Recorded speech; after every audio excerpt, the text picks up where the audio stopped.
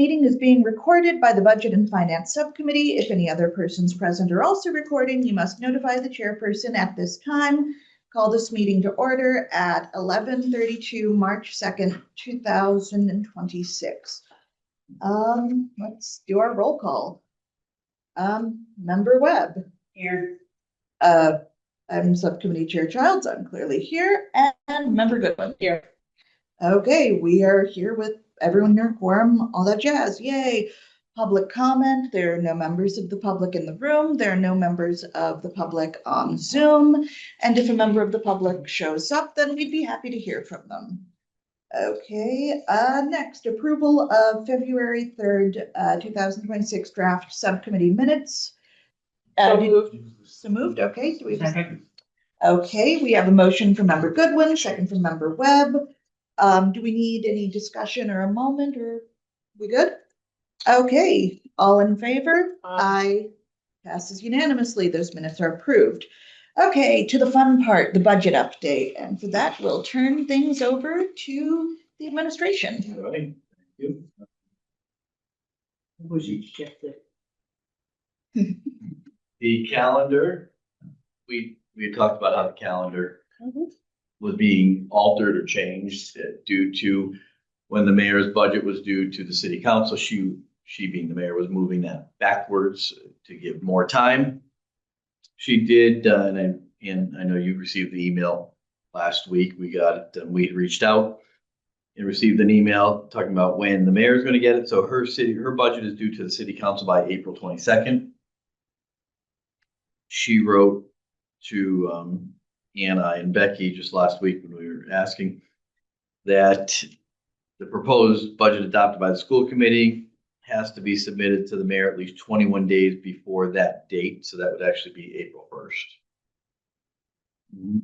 I'm hearing it April 1st. I don't think I can be trusted on April 1st. April We're just a full moon right now. Like, Right, and then we just received this last week, Anna and I did. Then it talks, this is all some charter language that she put in here. So this goes on to say 21 days before the meeting, they have to schedule a vote. This will be published in the newspaper, et cetera. So you've seen some things come to you quickly because when we got this last week, it is quick. And I think what makes things move quick is that 3-week lag where it goes to the mayor on, let's say, April 1st, right? okay. And then doesn't go to the city council till April 22nd, but us having to get it in prior to. In that sense, so we did have to do some things that'll be in the newspaper this week, published. It's a kind of a brief summary. It's not much. You've seen it. It's a kind of a rectangular block that goes in. Okay. That has to go in on Wednesday, which is the, say, the 2nd or 4th. It'll be the 4th on that day. For then, and it has to go in, it's this time frame of no shorter than 7, but no more than 14 days. Like there's a lot of this iffy language. So that's going in on Wednesday so that you, the school committee, can hold a meeting on March 16th. I saw that posted. That evening. And then that's a public hearing, but basically it's a meeting with you as well. And then there'll be another meeting. Then you'll have, well, obviously we have a regular meeting on the 11th, March 11th. School committee, this will be the Monday after the 16th. And that'll leave to you have to give some time. And then the following Wednesday, potentially on the 25th, I think that date is working out for a lot of people, but I'm not exact. I haven't seen this morning, would be the potential school committee meeting on the budget that evening. And some of you have gone through this before. You've probably watched it before as well and seen what happens. Even after that budget is presented to the mayor, that doesn't mean we're done. That is just the ask. It's an ask and it's the beginning, right? There's still much work to do after that. There'll be many things to add or subtract after that point as well too. And then when the mayor goes, I don't know exactly her steps. The mayor steps city council, but after that, right, we'll end up probably seeing some type of dollar figure that, hey, here is what we can contribute. And then we'll, I don't want to say be back to the drawing board, but we'll go back, right? And sharpen our pencils, because what you're gonna see today and what Andy and the business department have prepared is a level services budget, which is, I think I briefly mentioned this to you, taking this year and really rolling this year, kaboom, into next year without fine tuning things, right? And sharpening pencils and cutting things like that, but adding a few other things that were added into this year's budget after you approved last year's budget, such as special education transportation for people who have moved in. So those, if there's some additional occurrences, and I think that may be the tune of hundreds of thousands of dollars. But we'll let Andy kind of give a rundown of that. That happened after last, let's call it June. People moved in.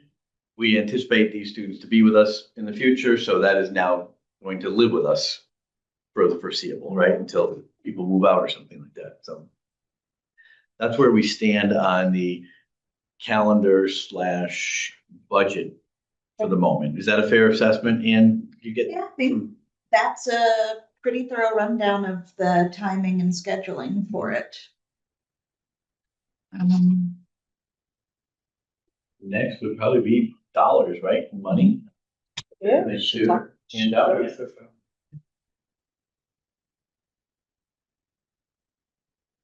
You can take one and pass it down, please. Mhm. So, just get your magnifying glass. Yeah, that's what I'm gonna need. Make it bigger. You know, you didn't think you needed a vision check This is until you really- hand you the budget. I should have got the 4.0 glasses.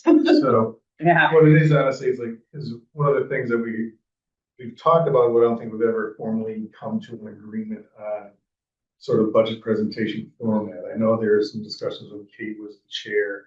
So this here this is an export straight from the city's munis. So this is the format that it's in. So it's Okay. one that you're familiar with, obviously, and it's the one that but this can be manipulated. So, but just for discussion purposes now, Yeah, for today. this is what we use. So, we've added some things in here that we felt would be helpful for both the administrators and ourselves here, yourselves as the subcommittee and ultimately the school committee.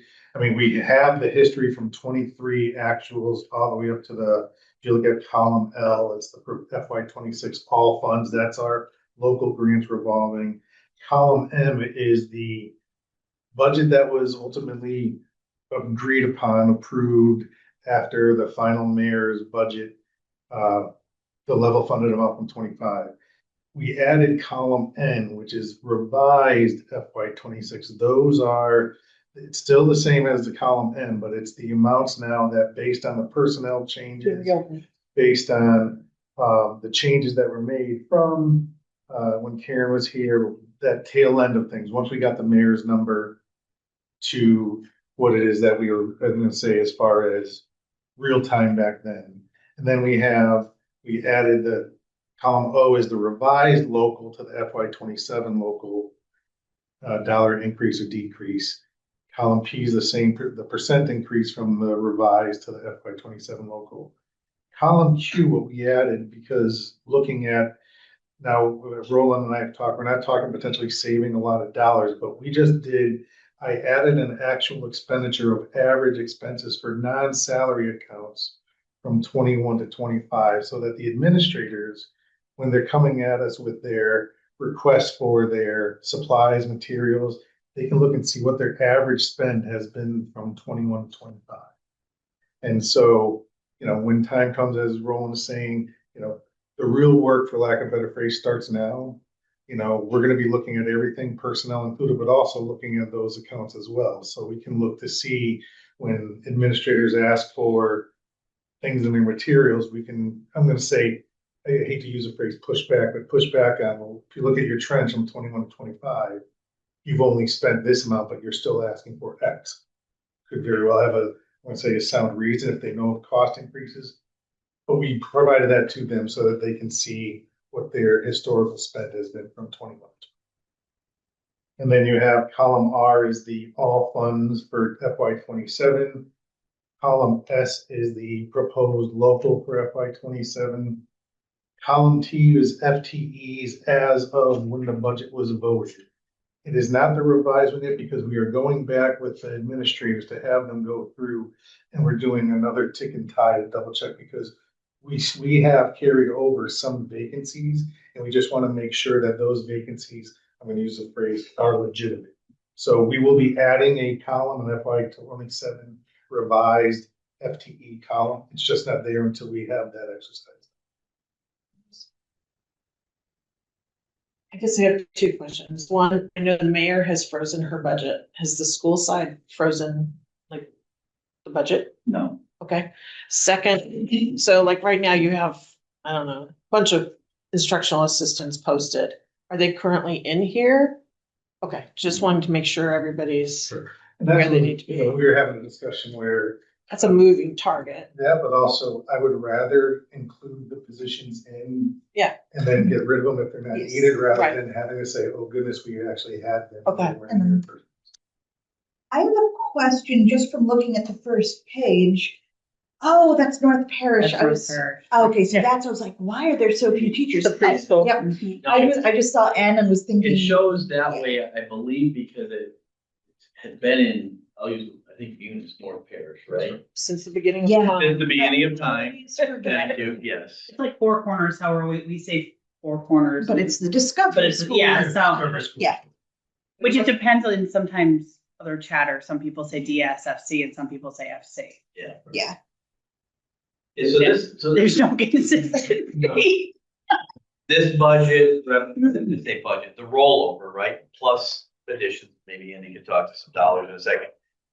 Jump in, because I'm gonna say some percents and numbers that I might be wrong on. I believe is about 1.7. Correct. $1.7 million above this year at 26 is right, That 27. was level funding, right? Level services. Level service, Yep. okay. Is that different from level funding? Yes, Okay. because the level fund would be, we take away the 1.7 and we would just use last year's budget. Same Okay. number. Only the dollar would transfer over and you'd have to squeeze everything into that dollar. And so with raises being contractual, you would have to cut a ton. So the level services means everything you had this year, all the services you're providing. And what it takes to run them next year, their raises, you bargained 3 collective bargaining agreements last summerish, I'll say, last school year. So all those raises, steps, all that kind of stuff roll over. So it's 1.7 additional dollars if everything stays. And we also want to throw in there, we understand and believe not everything is going to stay, right? We're just telling you, this is what the rollover is. 1.7, and I believe it's 7.2, 7.4. about 7.4% Yeah, Above. this year's budget, yes. So, and there are some things that I would say regarding that.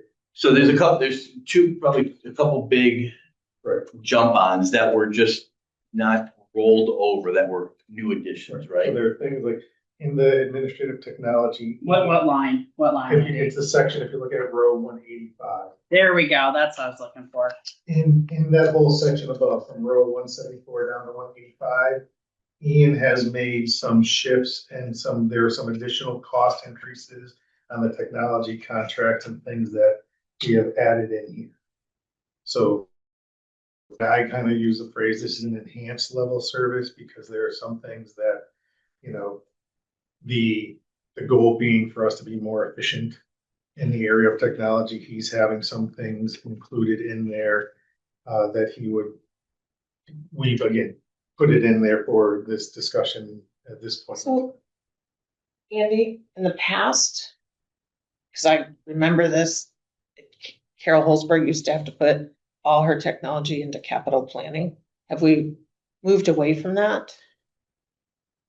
I would say the last 2 times I've been here, when Mayor Martin was here, he told me, no, that is, all new technology was not to be put in this. Well- capital. Well, So if it's like a Just- subscription fee, then it wouldn't go capital. Right, a lot of this would be software, or SaaS, right? Yeah, so Unless, I'm with you. yeah, unless But I we're was buying a whole. saying, one of the reasons why it is now here is because it used to be put into capital planning. It's for what it's You worth. with me? Yes, I got What you it's now. worth, every Just, other of our clients, whenever they submit their municipalities capital plan, they include technology, and it's, correct. I'm with. Probably more, is it more hardware though? But yeah. In it's- infrastructure. Infrastructure. Oh, okay. Infrastructure, or Wiring. if we're switching from one software to another that has that substantial investment. Yeah, like Power School or. Because I think the capital planning is more of the big project rather than the recurring No, every year. it used to be everything. Yes, but day. I'm saying based on what we've been doing the past couple of years. Standard.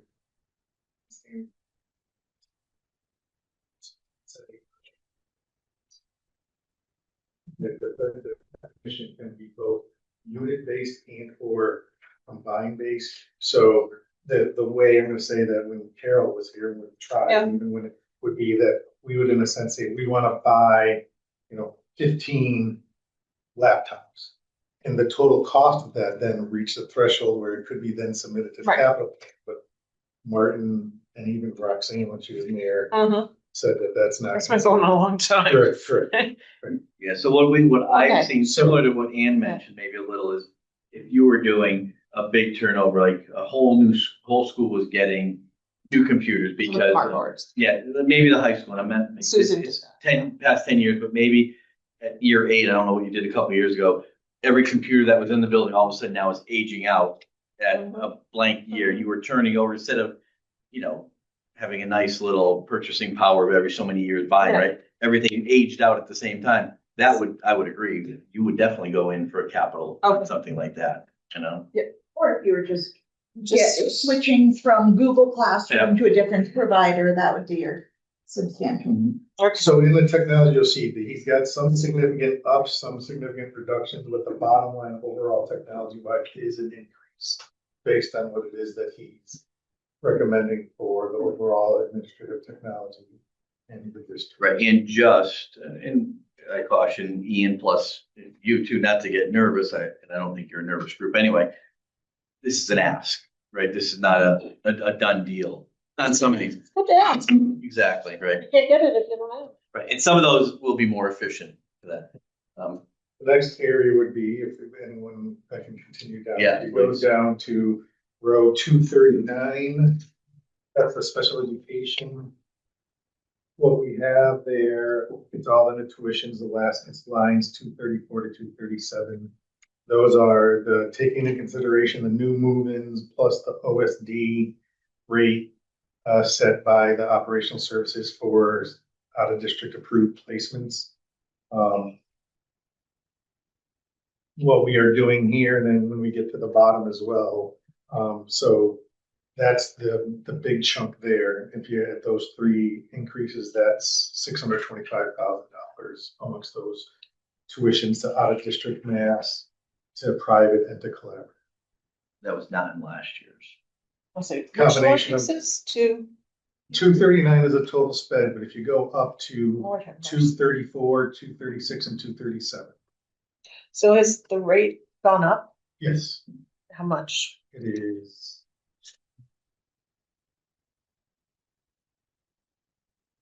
So the state sets for the out of district, you understand I do, that concept, totally. right? The state sets that rate in these private schools.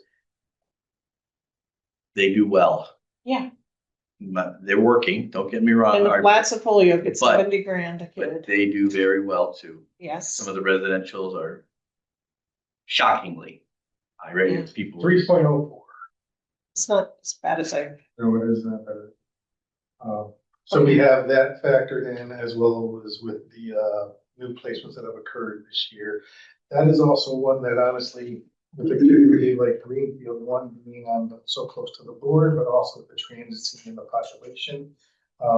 There's another benchmark timeline that we always shoot for, which is the April 1 move-in date. Because then after April 1, any move-ins, we are not fiscally responsible unless it's from our state It's or the unless we seventh choose.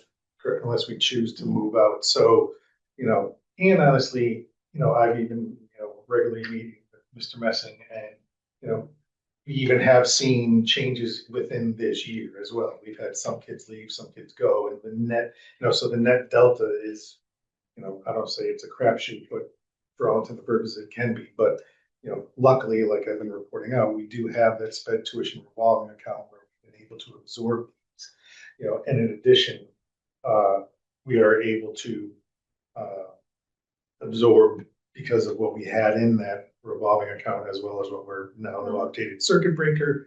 we're gonna be able to use more of that. So we're able to smooth out, but it's a matter of how long that's gonna sustain and also just the overall sped tuition population here, that what we see for changes. So this is as of what we know right now. April 1 move-in date will be another line in the sand each time we draw as far as where it is that they're at. Or sped tuition. Just to point out, and I don't know if Andy's mentioned it before, but I think Bill, you're referencing it a little bit. There were 2 or 3 years that the OSD, the WIC was like 14% and then 9% in back-to-back years. But SOA had capped inflation at 4.5%. So that gap has existed, that almost 20% gap has existed for the past 4 years because there's no recipe to fill that gap in because SOA set it at 4.5. And when we were in the height of the pandemic, inflation went through the roof, especially with OSD. And then like that has never been made up. So like there's been talks of it every year about how you fill that, but there's no plan to. So some of this, if we go back a few years, like that gap was created there and there's no plan to fill it in. Okay. Not in Greenfield, statewide. You don't. Statewide. So another question. So an out-of-district student in Greenfield goes to the tech school. Is there a savings for us? Or do we still end up paying the out-of-district there?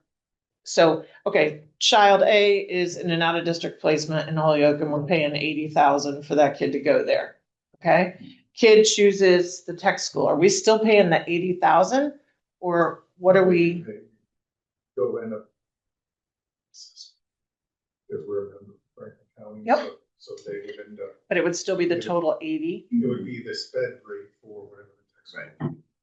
So there might be a savings there. Correct. Okay, That's because no problem. I notice a lot of our kids. Okay, so, okay, and just, I'm trying to, Savings locally. Yeah. And the shift of the expenses is pushed over to because the. Yeah. Local tax solution. well, and I'm gonna apologize for the questions, but I'm trying to put something together for Joe Comerford that's visual. And some of this stuff that has hit us is hard to visualize unless I come up with a symbol for it. So like a circuit breaker and I'm just trying to figure out how to do this. Okay. And that is really, they complain about chapter 70, but circuit breaker itself has been broken for years. I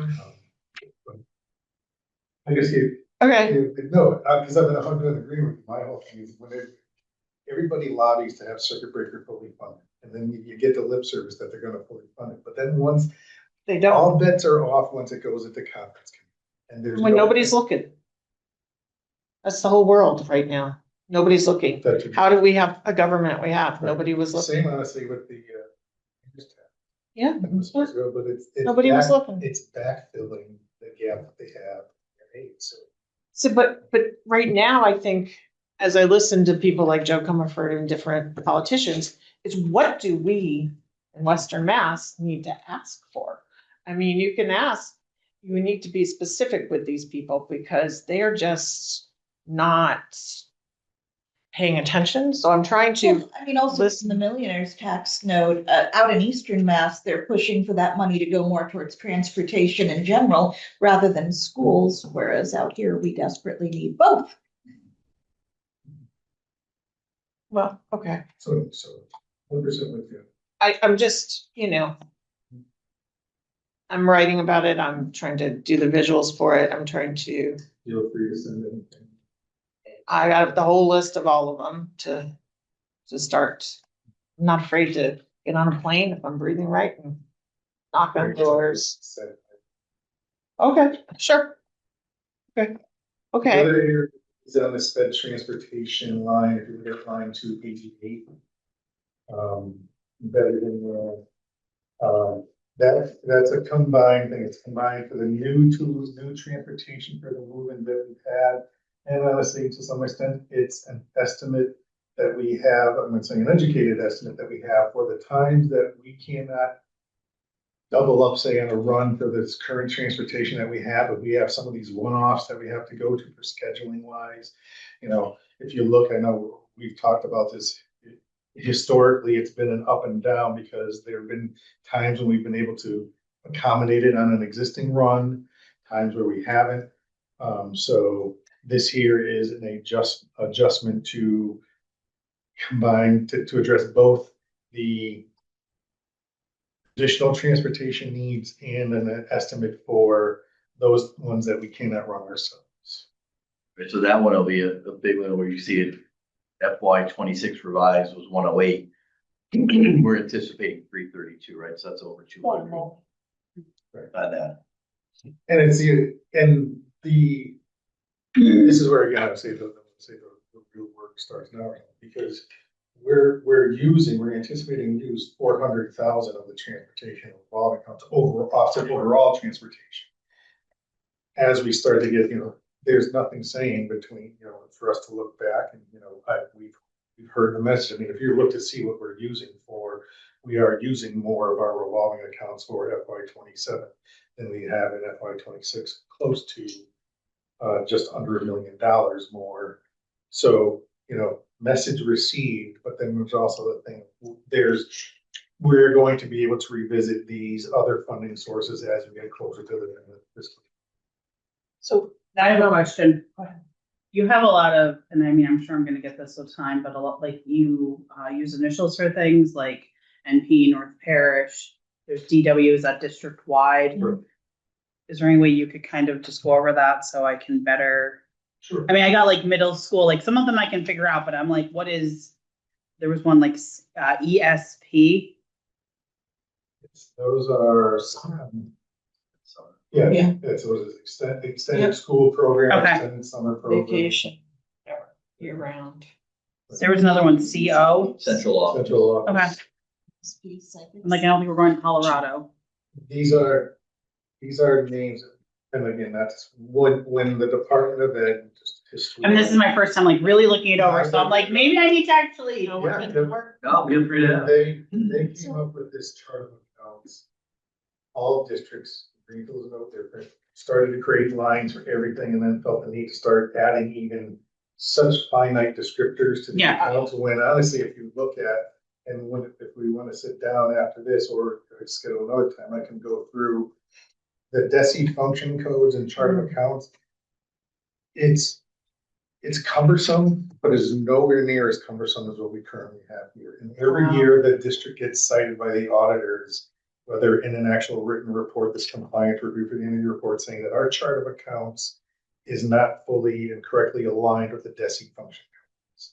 That's why you see, and go back, I've been looking at consolidating some of these accounts. For example, even though it's showing here, we have integrated arts. There is no, if you look at the DESI chart of accounts, there's nothing called integrated arts. It's regular education. So we are combining things like that. ELL, even though we have it separated out, ELL is regular education. So there are things that when districts, DESI came out with this, it's like, well, we got to create accounts for everything. And it has just made it to the point where you end up getting things like, oh, so we're going to end up having extra school, extended school programs. We need to create an account for when, so I'm Can off we my soapbox. go back to the special ed transportation for a minute? So that number represents what's written in IEPs? Yes, Ian. Okay, so I am going to give you an observation from a principal's point of view. Many children at the preschool get transportation put in an IEP because they're little people and they have a hard time on a big bus. And it stays with them until they're seniors in high school. No one in Greenfield, in my years in Greenfield, has ever taken transportation out of an IEP once it's put there. Somebody needs to go through those. Look at the child. Now, then the child decides they want to ride on the big bus, so they're allowed to, but it's still in the IEP, so you still have to provide that space on a van. It has not ever been looked at. Once they get it, and it seems to be It would always usually start at the preschool, because I'm the one who would have to sit there with parents and have the argument that this child doesn't need door to door. And that's really door to door, which is expensive. So I think it's something that all our special ed staff should actually be talking, looking at who these children are. And then there were kids who didn't. So here's the kids who really needed to be on a van one-to-one that a principal couldn't get put on there because we were paying too much for transportation. So I think, again, no one's looking. So, and it started, because I'm the one who was opening the doors of the vans going, why is this child on here? And why isn't that one who really should be there? So I think there needs to be more accountability when you put a child on a van. I mean, at a preschool is very different than middle school or even a fourth grader. And it never leaves that plan. I'm just telling you, that's Yes. the reality of it. Once it's there, you can't seem to take it off. So for budgeting purposes, so long as it's on the IEP, we legally are obliged Correct. to pay for it until it's And that's a pulled. lot of money. So that means that for the next year, we need to budget as though everyone Everybody. who has it is staying on it. And then that can be looked at and hopefully some savings can be found and some kids can become more independent, which will help them in life if they're capable of it. Absolutely. But for now, I don't think we can do much with that number for the budget because of the law. Well, I'll mention, I will meet with the special education administrators department and mention this to them. And as you may know, right, there are annual reviews, depending on where they're spaced out, but I think we're coming into probably a big season. Many of them do happen towards the tail end of the year. So maybe that can be addressed at this year's. Like tail end and beginning of the year. Mhm. I will say that, I guess I can speak from experience that I did have transportation, one of my child's plans. And when I did go in for a review, but again, this was like 8 years ago, we're talking, I was asked if I needed to keep it. But, like Member Goodwin said, like sometimes when we move from a preschool level to an elementary level, as we all know, now we are within the bus routes where preschool is private transportation if you'd like to attend, and is definitely more needed on that level.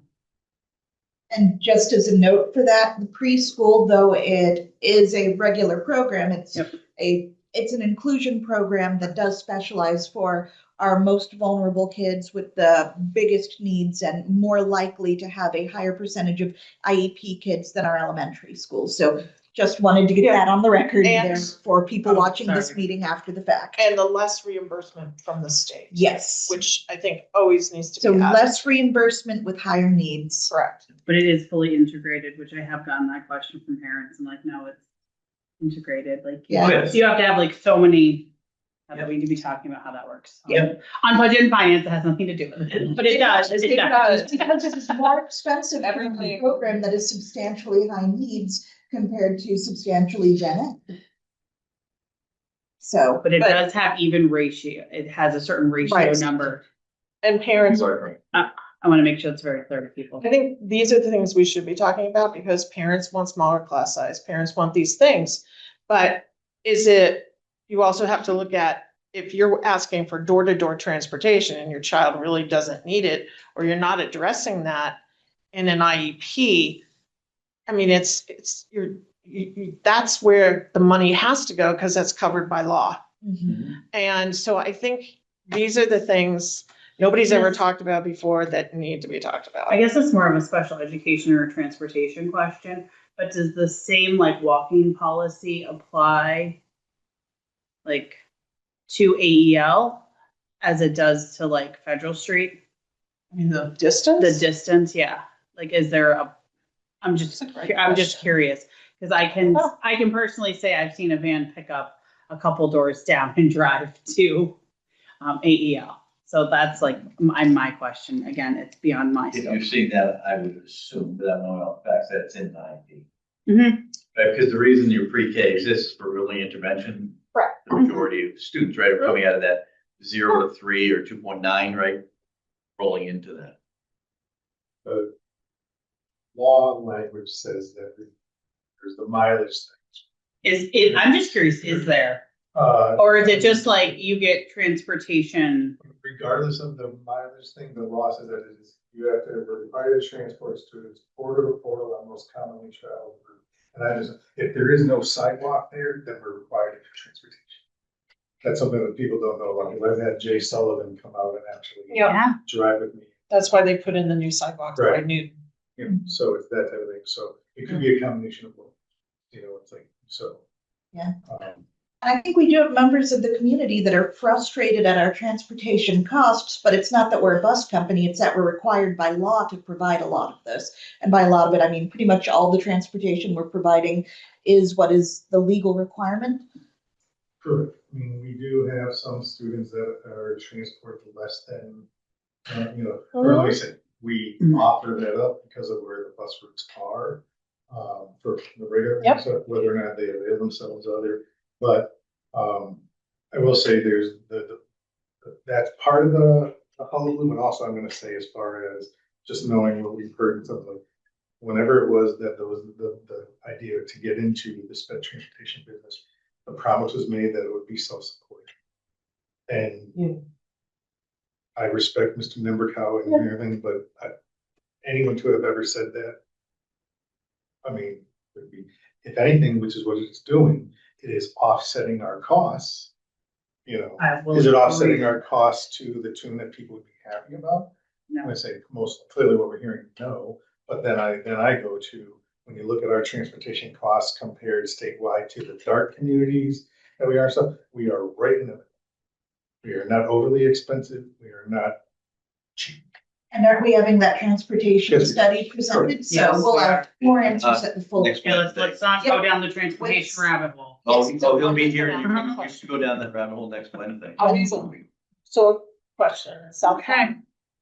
we had a really bad budget year, cutting like 20 people in South Hadley, and we started charging parents for transportation. They had to have a pass. I forget how much money it was. Is that still legal to do? Yes. A lot of towns will do $1 a day, maybe 180, 200 a year. Towns also charge, as you're probably aware, for athletics. Yes. Towns will also charge for parking for high school seniors, Yep. seniors, juniors, et cetera, those who park. There are many fees that can be added, right? Okay, I just wasn't sure. I know at one point Greenfields, where I live, if you wanted to go to the high school or the middle school, you had to take public transportation to get there. There was not a bus, bus Right. was not available. Like the Well- kids all used to go stand at the corner and catch the FRTA to school, and they had specific times they ran. Still are using FRTA, the high school kids. Yeah, summer. Mhm. Okay, I think we should probably get Okay. a little. So these are the three big areas. Everything else was based on administrative input and rolling the staff over So sped transportation, technology. and sped tuition. We're big. And honestly, some of what we've been saying, you know, yes, there are still some outliers that we are, you know, on the other funding source side of things. There's always a possibility because the federal grants are 2-year grants, so if we have some potential rollovers that we can roll over into next year, we could look at that, or like Title I grants, all the title grants, even the sped grants for that matter. I did not have in here, we had the status of the tag grant for next year. We're unknown at this time, so, you know, we had some funds that would, as of right now, we don't have that as a funding offset. And then, the other one, they said, and review as we get closer to the year as to what if we want to use more of those. And as we hit those, you know, I always think about the benchmark timeline, April 1 moving date. Mhm. Then there's Yep. whenever the either ways and means Mhm. issues of budget change, if there's any change that can impact us through that, Senate ways and means, and then conference committee. You know, all the while we're having discussions with the city as to what potentially they would be looking at. And again, like you say, the real work starting now regarding some of the vacancies that we have in here as to whether or not they're, I'm using it without true vacancies, or are they positions that we're here, but go with that. Are there any salaries and grants? Yes. Do we have To a, mention is, so you know how many of those are? Been on this road before. So are all the Title I in the Title I grant? One year we moved them out. Subdivisions, and their vacancies. So take the vacancies. 9 positions. Okay. And one of the other things, just for clarifying, when you hear us say like the level of service has gone up 7.2, right? 10%. A lot of people will think, wait a minute, we settled with our unions, our collective bargaining groups for 3%. How do we double that, right? Well, for many people understand that, and I think some of you completely understand that. It's not just 3%. It is 3%. But if people are on steps, that step is getting 3, but they may be moving from a teacher at year 7 to year 8. Degree. So they're going to pick up a step as well, where that step, and those generally, am I fair to say they'd be in that 5-ish percent? Except when you get to the top. The top 3 steps have, and then even at each grade level, and it's. Unions eat their young. And when you look and see, so I was just looking, that can run anywhere between 7 and 9% increases on Yeah. those steps. And what our staff, when you look at who is at those top 3 steps, over 55% of our staff is at those top 3 steps.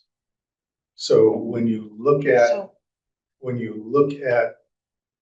what to get to 7.4%, it's actually real easy to get there when you're looking at people that are on bachelor's 11 to bachelor's 10 to bachelor's 11, bachelor's 11 to bachelor's 12. Once you're at the top, you're only getting a cohort. Right. But when you're looking at those that are at in the those other last couple. Right, I get steps. that, but are 50, okay, so I just want to have this piece of data in my head. Mhm. So are 50% of our teachers like in the first 5 years and then 50% at the top and there's nobody in the middle? There's very little. Is that where we are at? Yeah, I don't have that number. Just looking. I'm Because, gonna give, it Okay. can't be 50-50, right? We know that. 'cause that's right, but I'm 100%. just, because at one time you told me like 50% of them were in new teachers. So to me, that means more professional development, more New though, they could be new coming in. from somewhere else. Somewhere else. They could be coming new, but master's step 10, 2 years of experience, Okay, and so, which has been the case as well, not limited to new hires being. I know, because one district I was reading about did an early buyout to get rid of the top. So might be time for the state to do that again. Yeah, with local funds, we wouldn't have. Yeah, no, any but of the local state- Funds for that. I remember the year they did that. It was like dancing in the halls. I would like to Okay. take a look at the administration superintendent sections, that's line 167 to 173, just because the community will always ask about it. The administration superintendent, I'm assuming that's a placeholder because contract negotiations are ongoing. And then, something I have to say because someone misheard it last year. They heard someone verbally say personnel assistant, heard it as personal assistant, and thought that we had multiple personal assistants to carry the dry Yeah, cleaning. yeah, that'd be great. Thank you. So I think it might be good for us to say, what these Human positions- resources. Yeah, it's human resources. And so basically what we have in those 167, 168, 169 lines. 168, that is the executive assistant to the superintendent. And 169. So we have 2 FTEs in That's what I'm 168. saying, that is the old FTE number from Okay. prior. You always. That used to have the registrar, the registrar and the receptionist, which no longer exists. It's That's just another one of my questions. Receptionist. So it should be a 1, not a 2. we're gonna add that. On the far right. Those FTEs are based on the original approved So once we go through with this final review with admin on the FY 27 and 26 FTE, it's kind of a dual process here. We're gonna add another column for the FY 26 revised FTE to compare to that, and then that will be used for the FY 27, which we already have. So It was, without a registrar, how do we document the students enroll? And all those categories are really important because they represent money. And then it's through the registrar usually that Power School was kept fresh. So that especially before October 1st. And so I guess I'm trying to figure out, I'm following the money. So, okay, so where a child comes in, they're registered now at each school, correct? Yes, they are. Okay, so who does that? Is it the admin assistant there? At each building. And then it gets funneled through. And now I'm scared. Well, you shouldn't be scared because I- we're surviving and doing it. Then it gets funneled through the data, the technology, your Okay, data specialist. Takes care of everything for Desi.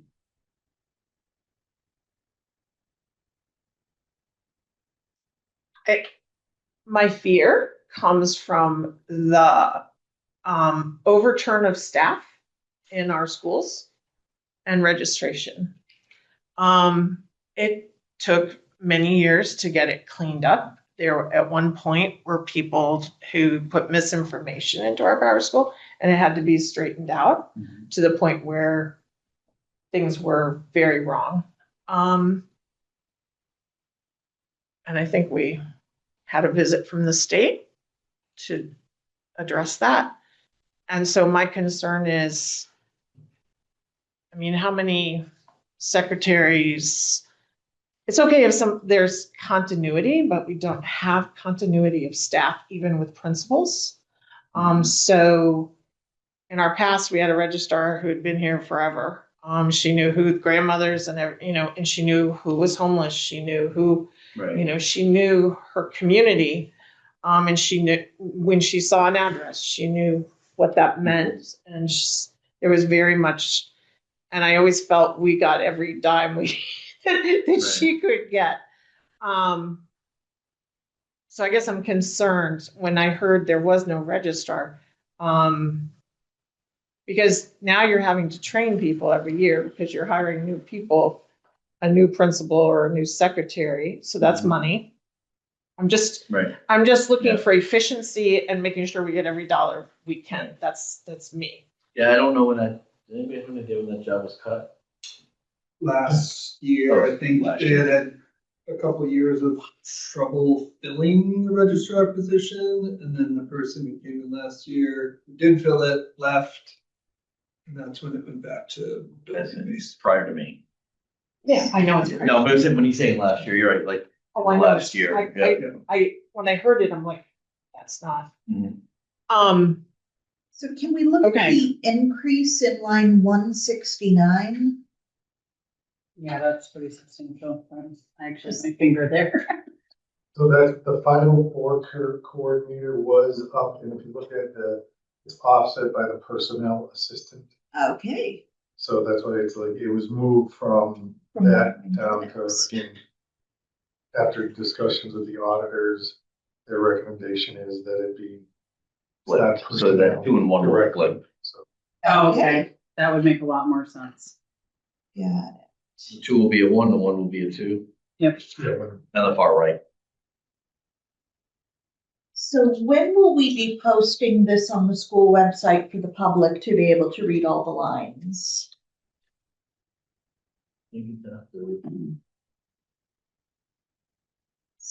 So it'll Well- go when the thing in the paper Mhm. goes.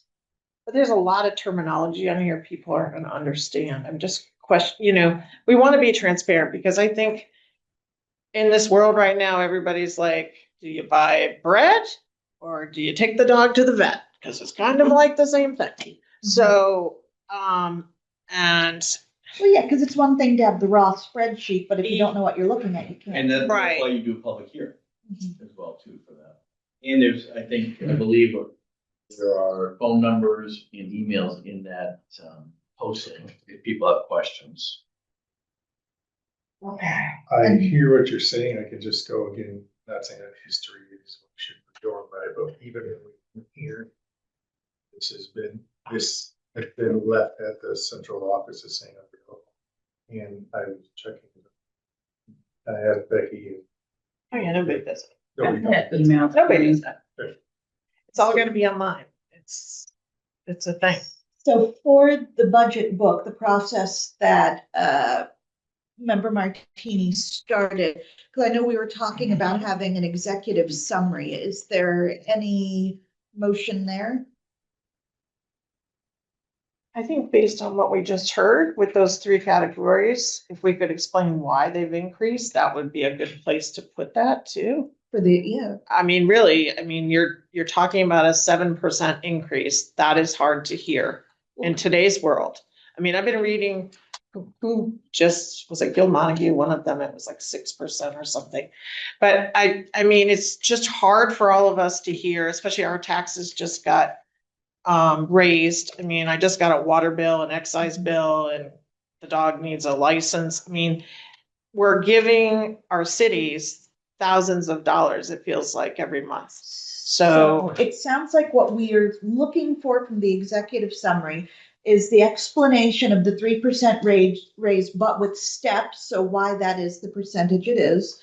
The tech expenditure, the sped move-ins and sped transportation. That those narrative explanations are what we're looking for in the executive summary. The other thing we talked about was wanting to link it to class sizes and the amount of kids served. Yeah.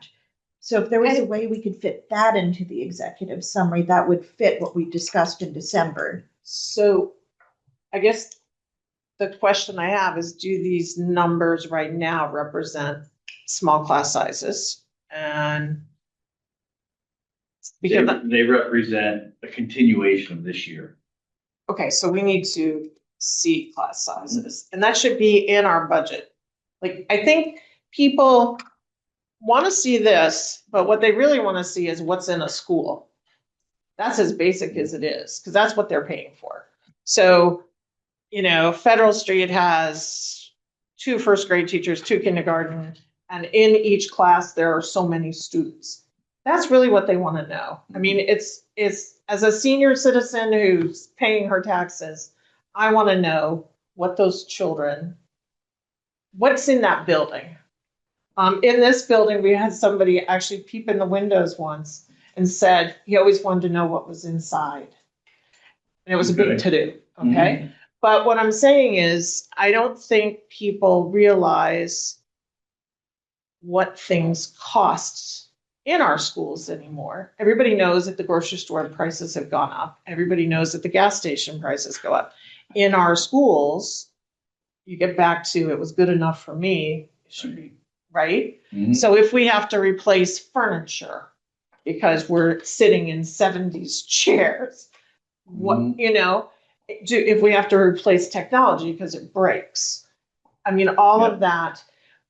Greenfield, and this should be in there, has always maintained that we would not charge children fees.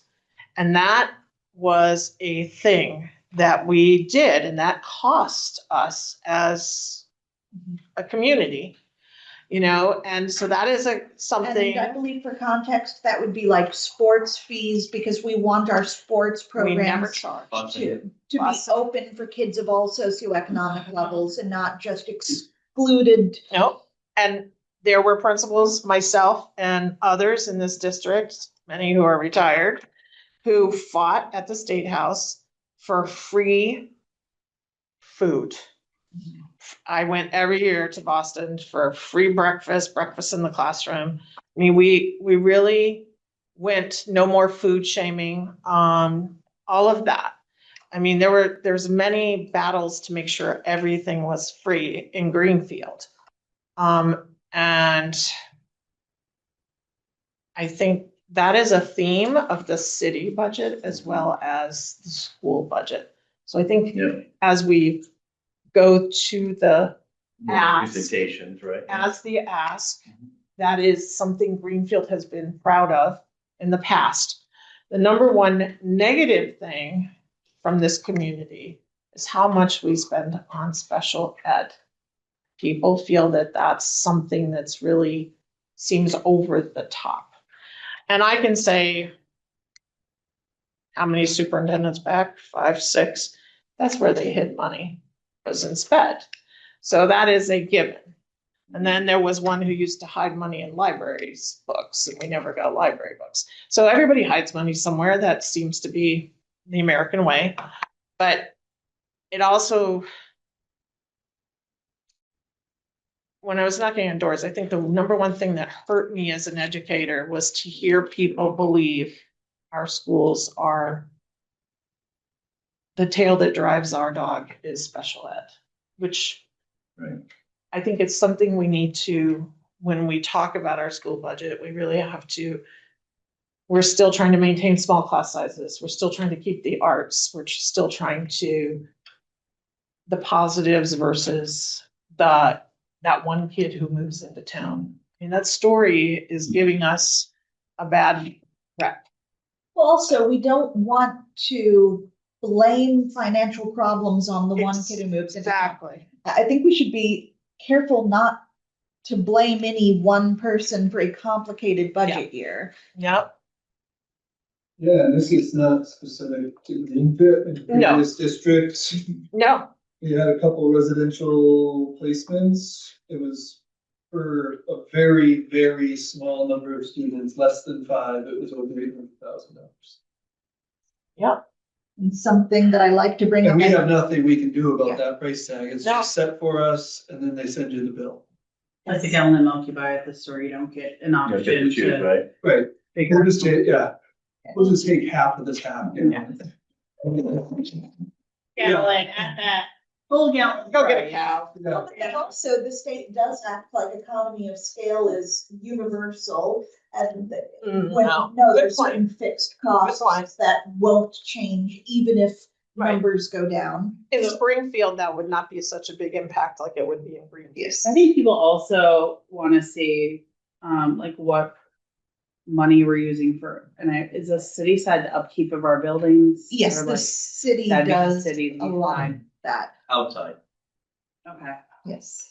Or just And like what the we're, electric bills or are what we're city. buying for like, not just like classroom materials, but like the enrichment opportunities, like we're providing for. So would kids, that be like, instructional supplies? maybe? Okay, it's. But like you were saying, like, I wanna know, like, oh, did we get new wobbly seats, or things like that, like. So I think a lot of that today, I may be wrong, I don't know. I mean, the Greenfield Educational Foundation, they raise about $60,000 to $80,000 a year. And teachers can write projects for that. Mhm. I was trying to move them to go to Donors Choose because of the double days, so that they could double that money.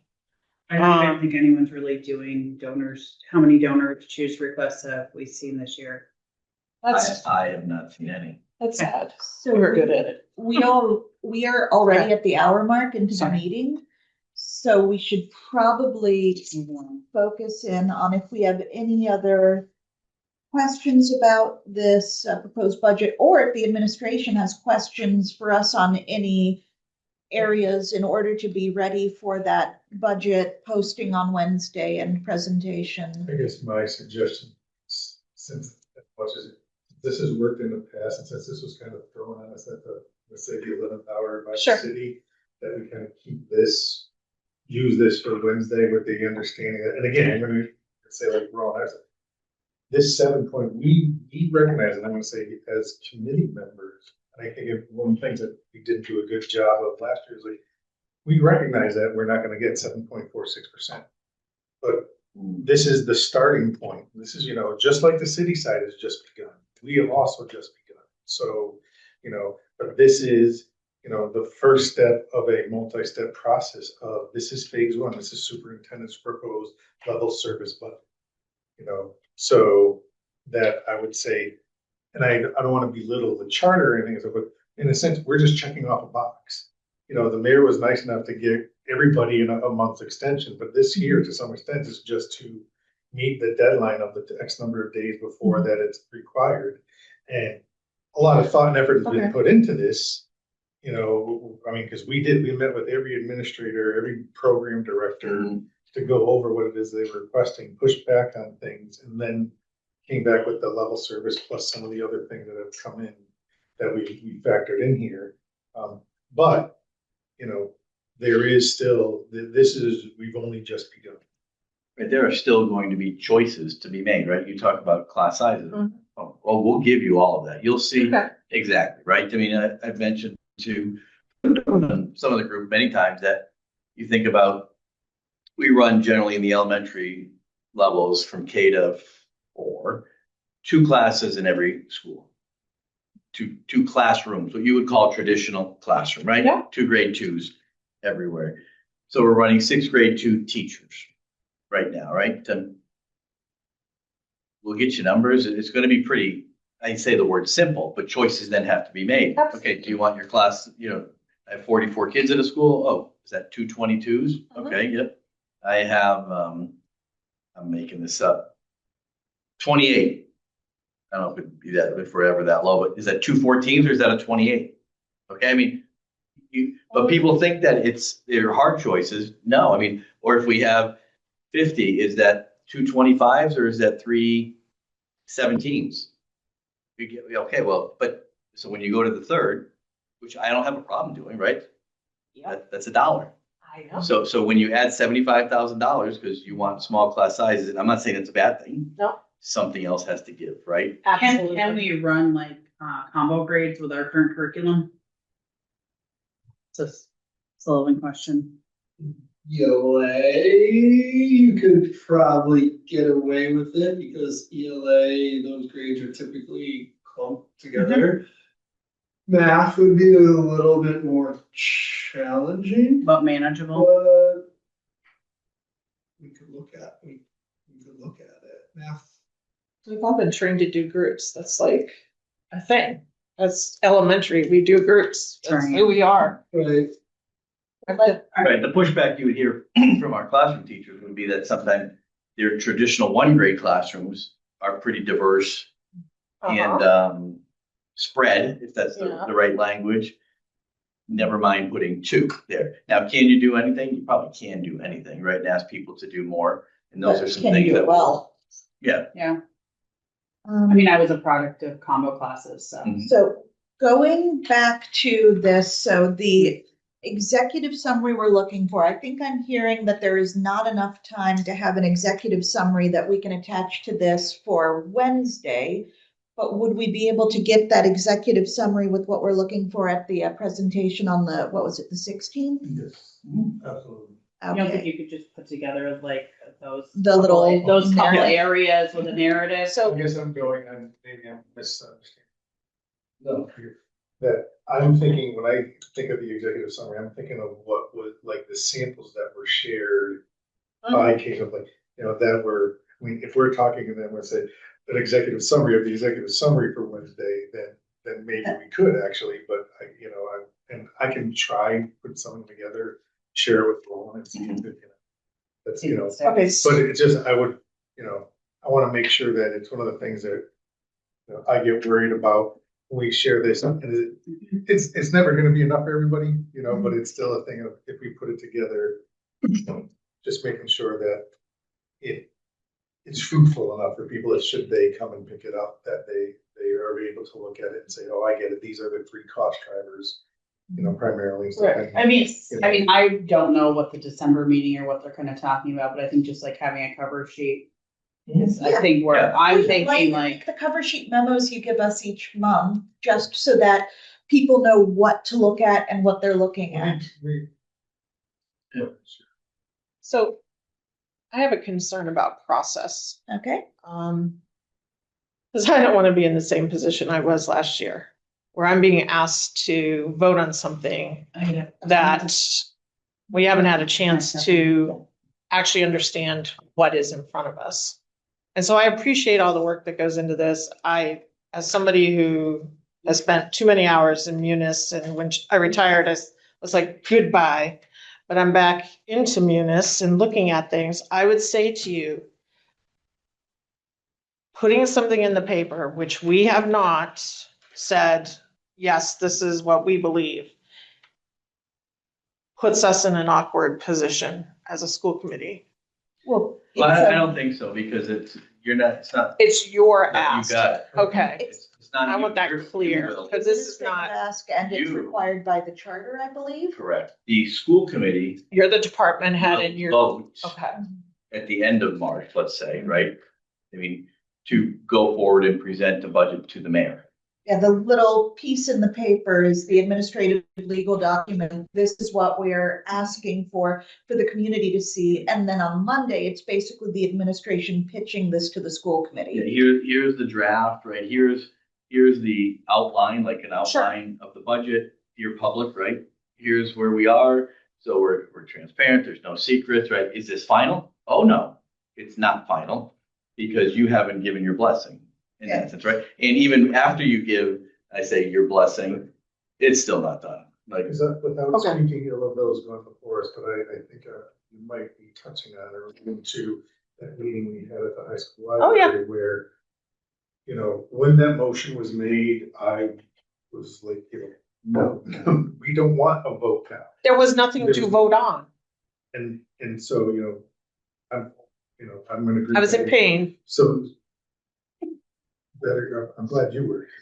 But Sleep. it was not, I mean, it was definitely, I'm gonna say, a Okay. huge cart for the horse thing where there hasn't been, could we have, I'm gonna say, as far as the notice, could we have, maybe parse the word, someone said that, what you're looking at is the that's why, I mean, I was if you look at the title, it's a draft superintendent proposed, but I mean, I Okay. can't stress enough that this is the first step in a long This is- process that, yes, again, yeah, you're not signing off. we're not saying that this was done willy-nilly. There was thought, this is truly a level service budget. We went through person by person, met with administrators and everything. So there's thought that was a lot of thought put in.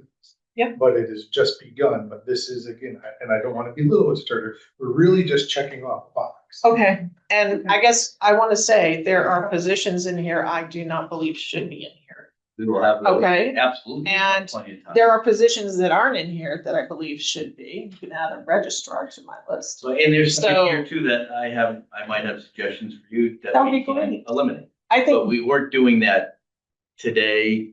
Because this is our starting. Yes, because you have to start somewhere and show everybody, yeah, here's what last year, I say last year, this current year, right? This current year is. And it's the thing, I mean, student, yeah, there's nothing saying that, you want to add positions, great.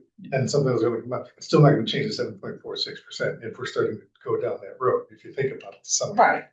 To me, it's, Yeah. and then you take something out, Right. absolutely. So going to the timeline, so the school committee will discuss this, advance this, the mayor will come back with her counter, and then this subcommittee will meet again to go over the proposed cuts to get closer or try to meet the mayor's counter. That the process we're expecting. Pretty close. So timeline wise, when-ish Gonna need some- ballpark do we think we'll be having March. that meeting? Where we, That one. that after the mayor gives her numbers, when we're going back and So- starting to get So more we don't, specific. he presents to the city council on April 22nd. So it'll be, so April. a late April meeting for us? No, No, because, no, well, you'll want him. so department heads of the city have already presented their budgets to the mayor. There are some, not all. That process has started city side. So, the fire chief, the police chief, DPW, they all go in and with big dreams and come out crushed. So that's why you get the big bucks, right? So that has already started.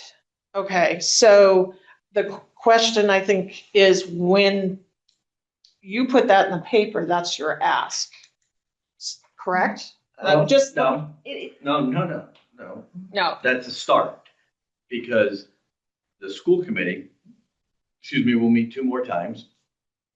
March 16th to have a public hearing, probably to have more questions like this where we'll answer and you revise. Then again on the 25th, where you may have some more asks to put in or minuses, additions or deletions, right? Yeah.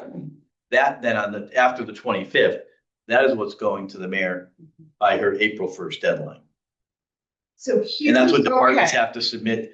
All departments, I'm not saying some aren't done now, but Yeah. it'd be pretty efficient, which is good if they're done now. And they go to Ways and But Means. they yeah. still have to wait until April 1st.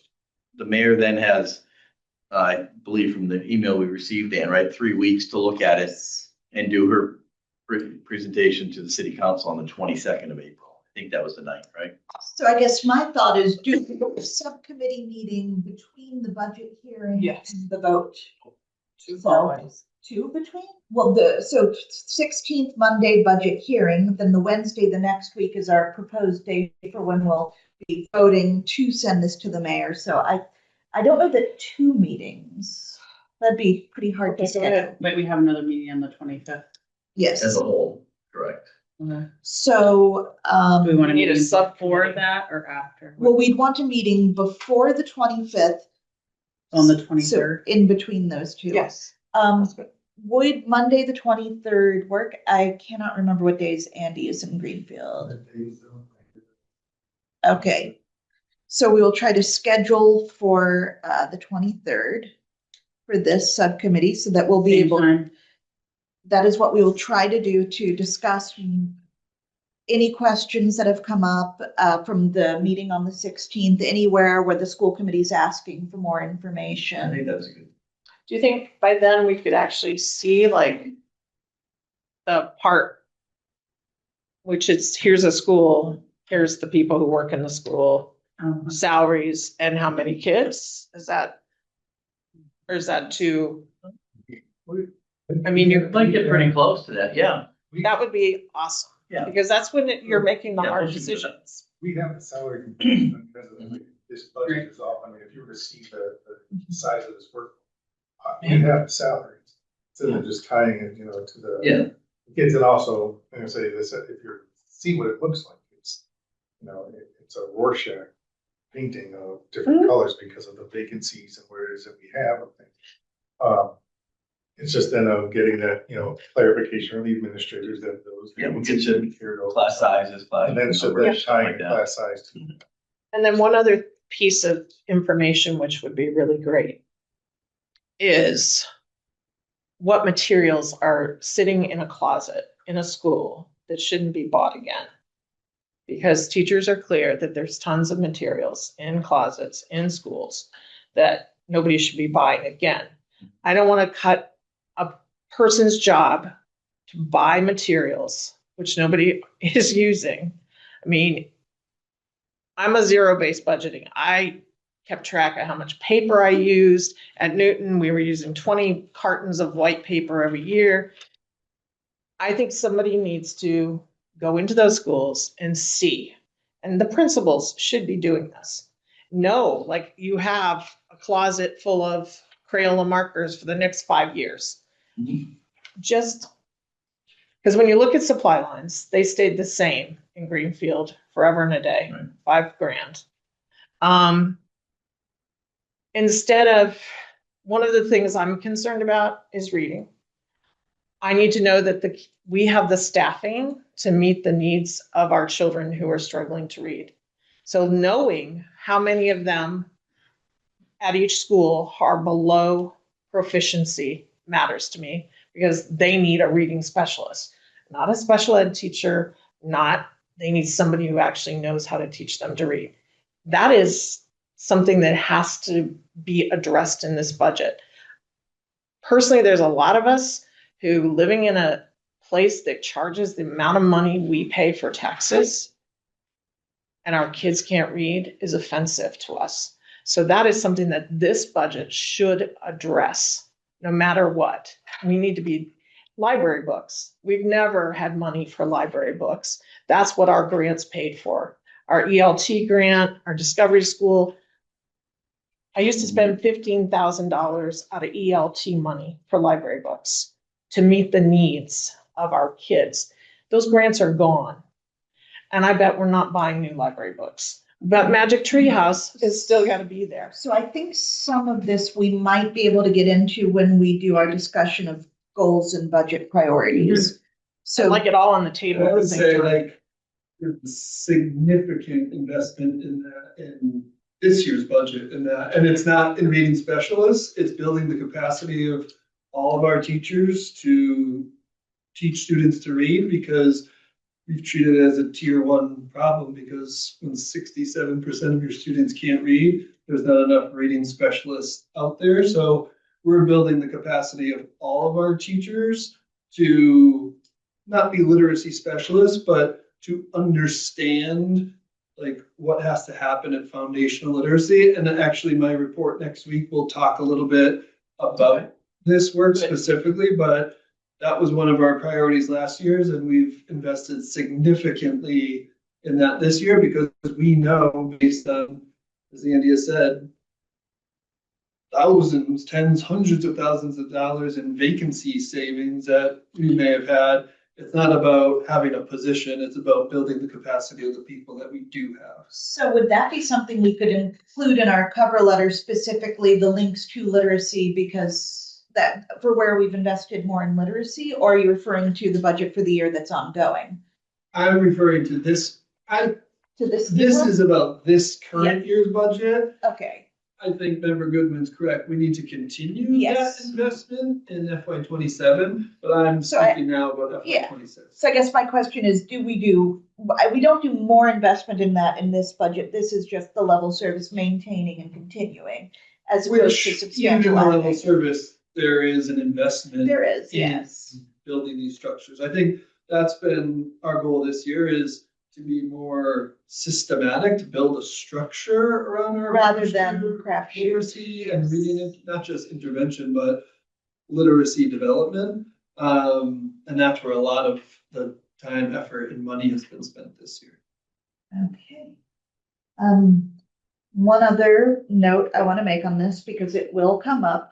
People will 100% ask you why it is that Four Corners has a higher budget than Federal Street and Newton. And if you look, you're going to find the answer is in line 48, 4C SPED paraprofessional from the ACES program, the one-on-one, that's a lot of salary. Just because that question will come up, it comes up every year. Is there any way, this just came to me, I guess this is kind of for Andy, but we are talking about retention of like staff, when we're talking about like putting that in the cover sheet, that we do have a lot of people who have been here for a while or I'm higher, not sure we do anymore. or education. You're talking about like But maybe you said like we're paying people like top tier. like percentages. Yeah. I was just thinking like, because you want to know like, oh, we have teachers, because people are always like, oh, well, you have such high turnovers.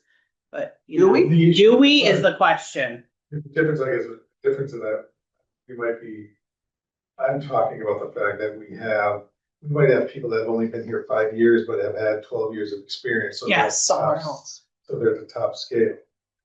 But I feel like that's still an important That's what I'm notion, getting. notable mention. That's what I'm getting at. I thought when I hear retention, I'm hearing about. Well, both. Well, Yeah, we can also probably look at data hires that would be great. and do some of that, like some generic ballpark, 0 to 5 years, 5 to 10. Yes, 15, right. something like that. Because we've all been down the road where you put all this money into training somebody and then they go leave. I mean, that's something to look at, because it's where we are. So what we have here, before it gets posted on Wednesday, will there be any other real changes here, like the FTE 1 and 2 being swapped in 68 and 168, 169? Or is this solid and done enough that this should be what we study up on and do our cocktail napkin math on for questions? Okay. So Whether or not any, just again, I mean, it's just a matter of, I would rather us address it all at one time, as far as the 26 revised FTE with the 27 ultimately proposed FTE, which we'll add, so that's just my. So I guess my question is, should we study up on this for understanding and to find questions to ask, or, okay, Yes. so this is what will be posted? Because this, Okay. and I think what I would caution all of us to do And depending on how your numbering system is or something, right? Call it the version. Line number. Yeah, version 1, or actually date it, right? Today is Yes. 3/2/26, right? Because maybe on 3/16, you're gonna get something 3/25, right? You're gonna get one. You could just make like a April. binder of these, Yeah, you know? depending on I how you wanna love- track your changes, yeah. Because there's no doubt things are gonna change, like you mentioned. One of the things that it's minor thing would be the instructional lines at each school, right? Why they're different. I have a little formula-based type scenario maybe to work out the number of kids, that type of stuff. So those things are gonna change, right? I thought I was the only one. No, dollars per child. Okay, Yes, I mean, that's pretty, Yes. pretty, Been around for a while. been done that. So that's not reflected here and probably won't be reflected on the 16th. But as Andy's mentioned, we're gonna have, multiple changes coming from the 25th. And then, and I'm not saying as we wait, because your good work will continue on in April, Yep. right? But as we wait, and then the mayor comes through later on, I say late April, okay, here's what we're gonna give you, right? We kind of know, like, listen, I don't anticipate we're gonna get to 1.7. I don't think Andy does, or Steven, right? None of us are. Have you seen all the water breaks? Yeah, we're not that foolish, right? We get it. And we know there's gonna be some pairing, right? And tough decisions are gonna have to be made, not only by us to present to you, but then by the school committee. Yep. As well. And maybe we end up with, I'm making this $1 million over, or 500. Who knows what the number is gonna be above last year's budget, right? Yeah. And then we'll have to get there through decision making. Right, And and I tough think as a decisions. city, we're gonna face hard decisions. It's not just about schools, it's about other things. Right. And I guess as a city, one of the things I wanna commit to is the money gets to the children in the classroom. Mhm. And I don't think we've had budgets like that in a long time. I feel like it's just been, I don't know, different. You know, we've faced bankruptcy once as a city in our schools, and they were rebuilt. And I just feel us like with declining enrollment, and everybody else is facing the same problems, which is in my head. I'm putting statistics together. You know, we used to have 3 of everything at each elementary school when I was principal. One year we had And now you're 4. at 2, and in some places you Correct. could probably be up. Correct. But I don't see us, you know, when you look at the state, the DESI site, you know, you see a loss of teachers, but you see an increase in administrators. That is not Yeah, where I and am you know at. that we can answer all those Yeah. questions for you. That's what we need answered. It's still here. We are still on budget All right. All right, update, but we should Should be probably. on more. going on, warrants. Please go on. Okay, yes, so I believe. The bills. we're fully updated, Thank and you. we look forward to the full presentation. So, next item is school department warrants discussion, timetable on, when basically we will review and discuss warrants, because timeline wise, when the warrant comes in, there is not enough time for us to call a meeting to discuss it. One of us will have to sign it. Are we thinking like 1 meeting a month or 2 standing meetings a month where we review all of the warrants and then report to the main committee? How are we thinking this would best work? How frequently in the month and what time of the month do we usually see the warrants? I should have just. It's looked okay. at I the did email. I did go in and sat with Vera, which I thoroughly enjoyed. It was nice to be able to have questions answered in like real time, especially being new to this whole process. And what I gathered, and I mean, Andy can correct me if I'm incorrect, was it's almost like an every other week process or a twice a month process. They come out on Tuesday, they need to be signed by Thursday. So if we were to have a meeting to look over the warrant, it would likely need to be on a Wednesday. And I was in there for like an hour. I don't think there's like multiple copies. She has it all organized. It's very well put together. So, And there's like 2 piles. I was looking through the food service. so is it the same every other week? Is that routinely, is it always this week and that week of each? Is it always month, like the or- second? No, it's not, I think it's every 2 weeks politely versus twice a month because it's 26 times a year. Yes. 24. Okay. So I guess the question is, does the subcommittee want to meet the Wednesday afterwards, go over them, and then have I think someone we should sign at off least do Thursday? it once, At least once once. a month, I would think. So do we want once or twice? I guess I mean, Andy's been doing this a long time and Roland's been doing, I guess, and you've been in other districts. So what is the practice other places? You're asking, it's actually, what's the issue? Yeah, Well, it's, so the way that we do I don't warrants. really think right- there's an issue. No, there is an issue. You The think way there's that an we do issue? warrants right now is not proper. We are supposed to Yeah. include all of the warrants to the public in a way that we don't do. That's the thing I say that. I think you're missing the NP. What end up having, I say, in the 16 districts that we are current. What they're doing is they follow the law where it was assigned one person as the approval to review the warrants and sign off on it. So they do that. But then the next step is that at the subsequent school committee meeting, they are ultimately brought forward and the full school committee does vote. They vote to say that, they authorize the warrant number X number in a payroll warrant. And that's, that completes That's the piece that I'm missing. that's the piece that seems But to what be if- missing. What if they don't pass? I mean, they've already been paid, so it's almost like a Well, rubber that's, stamp. actually, no, that's the thing, like, it needs to, therein lies the rub regarding the law that was passed as far as giving that Okay. person the authority. It ultimately is, you're right, it is the, almost a de facto, rubber stamp. It is. But at the same time, I'm gonna say the levels of checks and balances, both internally and even when it goes over to the city side, because they're ultimately the ones that cut the checks. So when you look at the fact that we have the requisition of purchase order, approval by me, approval, the building administrator's approval. Then it ultimately goes through the process of the payment, reviewed and or then ultimately approved by a school committee member.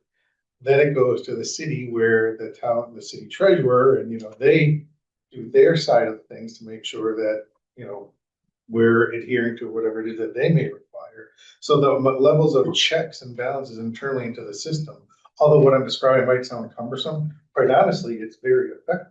The one piece that I've seen that is missing here is the ultimate presentation to the full school committee of saying, and what ends up happening regarding your question, Member Goodwin, is I've seen it happen where, a school committee member will ask whoever was designated to be the one to review it, say, was there anything that jumped out at you as far as anything that you had concerns or questions on?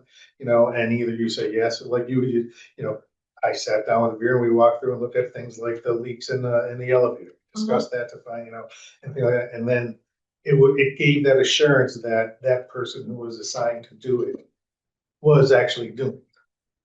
So I didn't share with anyone what I saw. I know you did, So what I'm hearing, because what we have assigned it to the subcommittee, so any one of the three of us to sign. Which I think is, Would it make sense for us to have a standing meeting the Wednesday before school committee meeting for us to discuss the warrants and come up with anything that stood out? And that way, for that Wednesday, we can send as meeting materials for the full committee, both a package of all of the warrants since the last one and a little cover sheet of anything that stood out. or any questions we I have. like that. So, okay, Okay. we should do we want to make a motion to Probably. do this to get approved by the full committee? Yes. Let's figure out the wording of this motion. I guess it would be to move to have the Budget and Finance Committee have a standing meeting the Wednesday before the full committee meeting to discuss the warrants, assemble all of the warrants. I'm sorry. What I have is to have a budget and finance meeting, I'm gonna say prior Yeah, the Wednesday prior to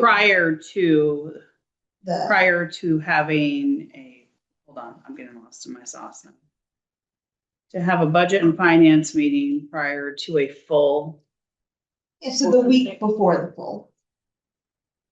I don't wanna put a day on it, cause I wanna be like, if we all can't make a Wednesday. Oh, or good point. If Good we, point. there are also potentially that because city schedule and they're having time. I think, I don't think we're gonna be like looking, I think, Yeah, example, $6,000 a month to cut the grass at the high school. $2,991. Give me a break. Exactly. So, what I'm saying to you is, Sorry. some things hit you right in the face when you see those To numbers. have a budget and finance meeting prior to the, Well, you say, what do we actually, not trying to sound weird, but like the full school committee yes, meeting? the full committee, Full monthly yes. meeting. Because I suppose we could do it as late as the To Friday go- before and still include Yes. the meeting materials for the. To present, To discuss the warrants and assemble a cover sheet of things that warrants stood out in and questions. questions. Okay. To have a budget and finance meeting prior to the full monthly meeting to present the warrants and questions to the full committee. And that way we can give them to the. Do you want to change, superintendent. did you want to change that wording? I think I do want to change. That's fine. because- I was just I wanted to use the word present, like we're gonna present them with the warrants, which is kind of being, But it sounds like we're presenting at our budget and finance rather than. So I think it's the meeting the week prior to discuss the warrants and assemble a presentation. the week prior, to discuss, And assemble presentation. cover Discuss sheet. our. I understand, Our findings.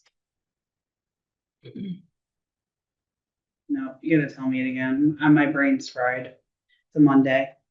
It is indeed. To have a budget and finance meeting prior to discuss To warrant, discuss the warrants.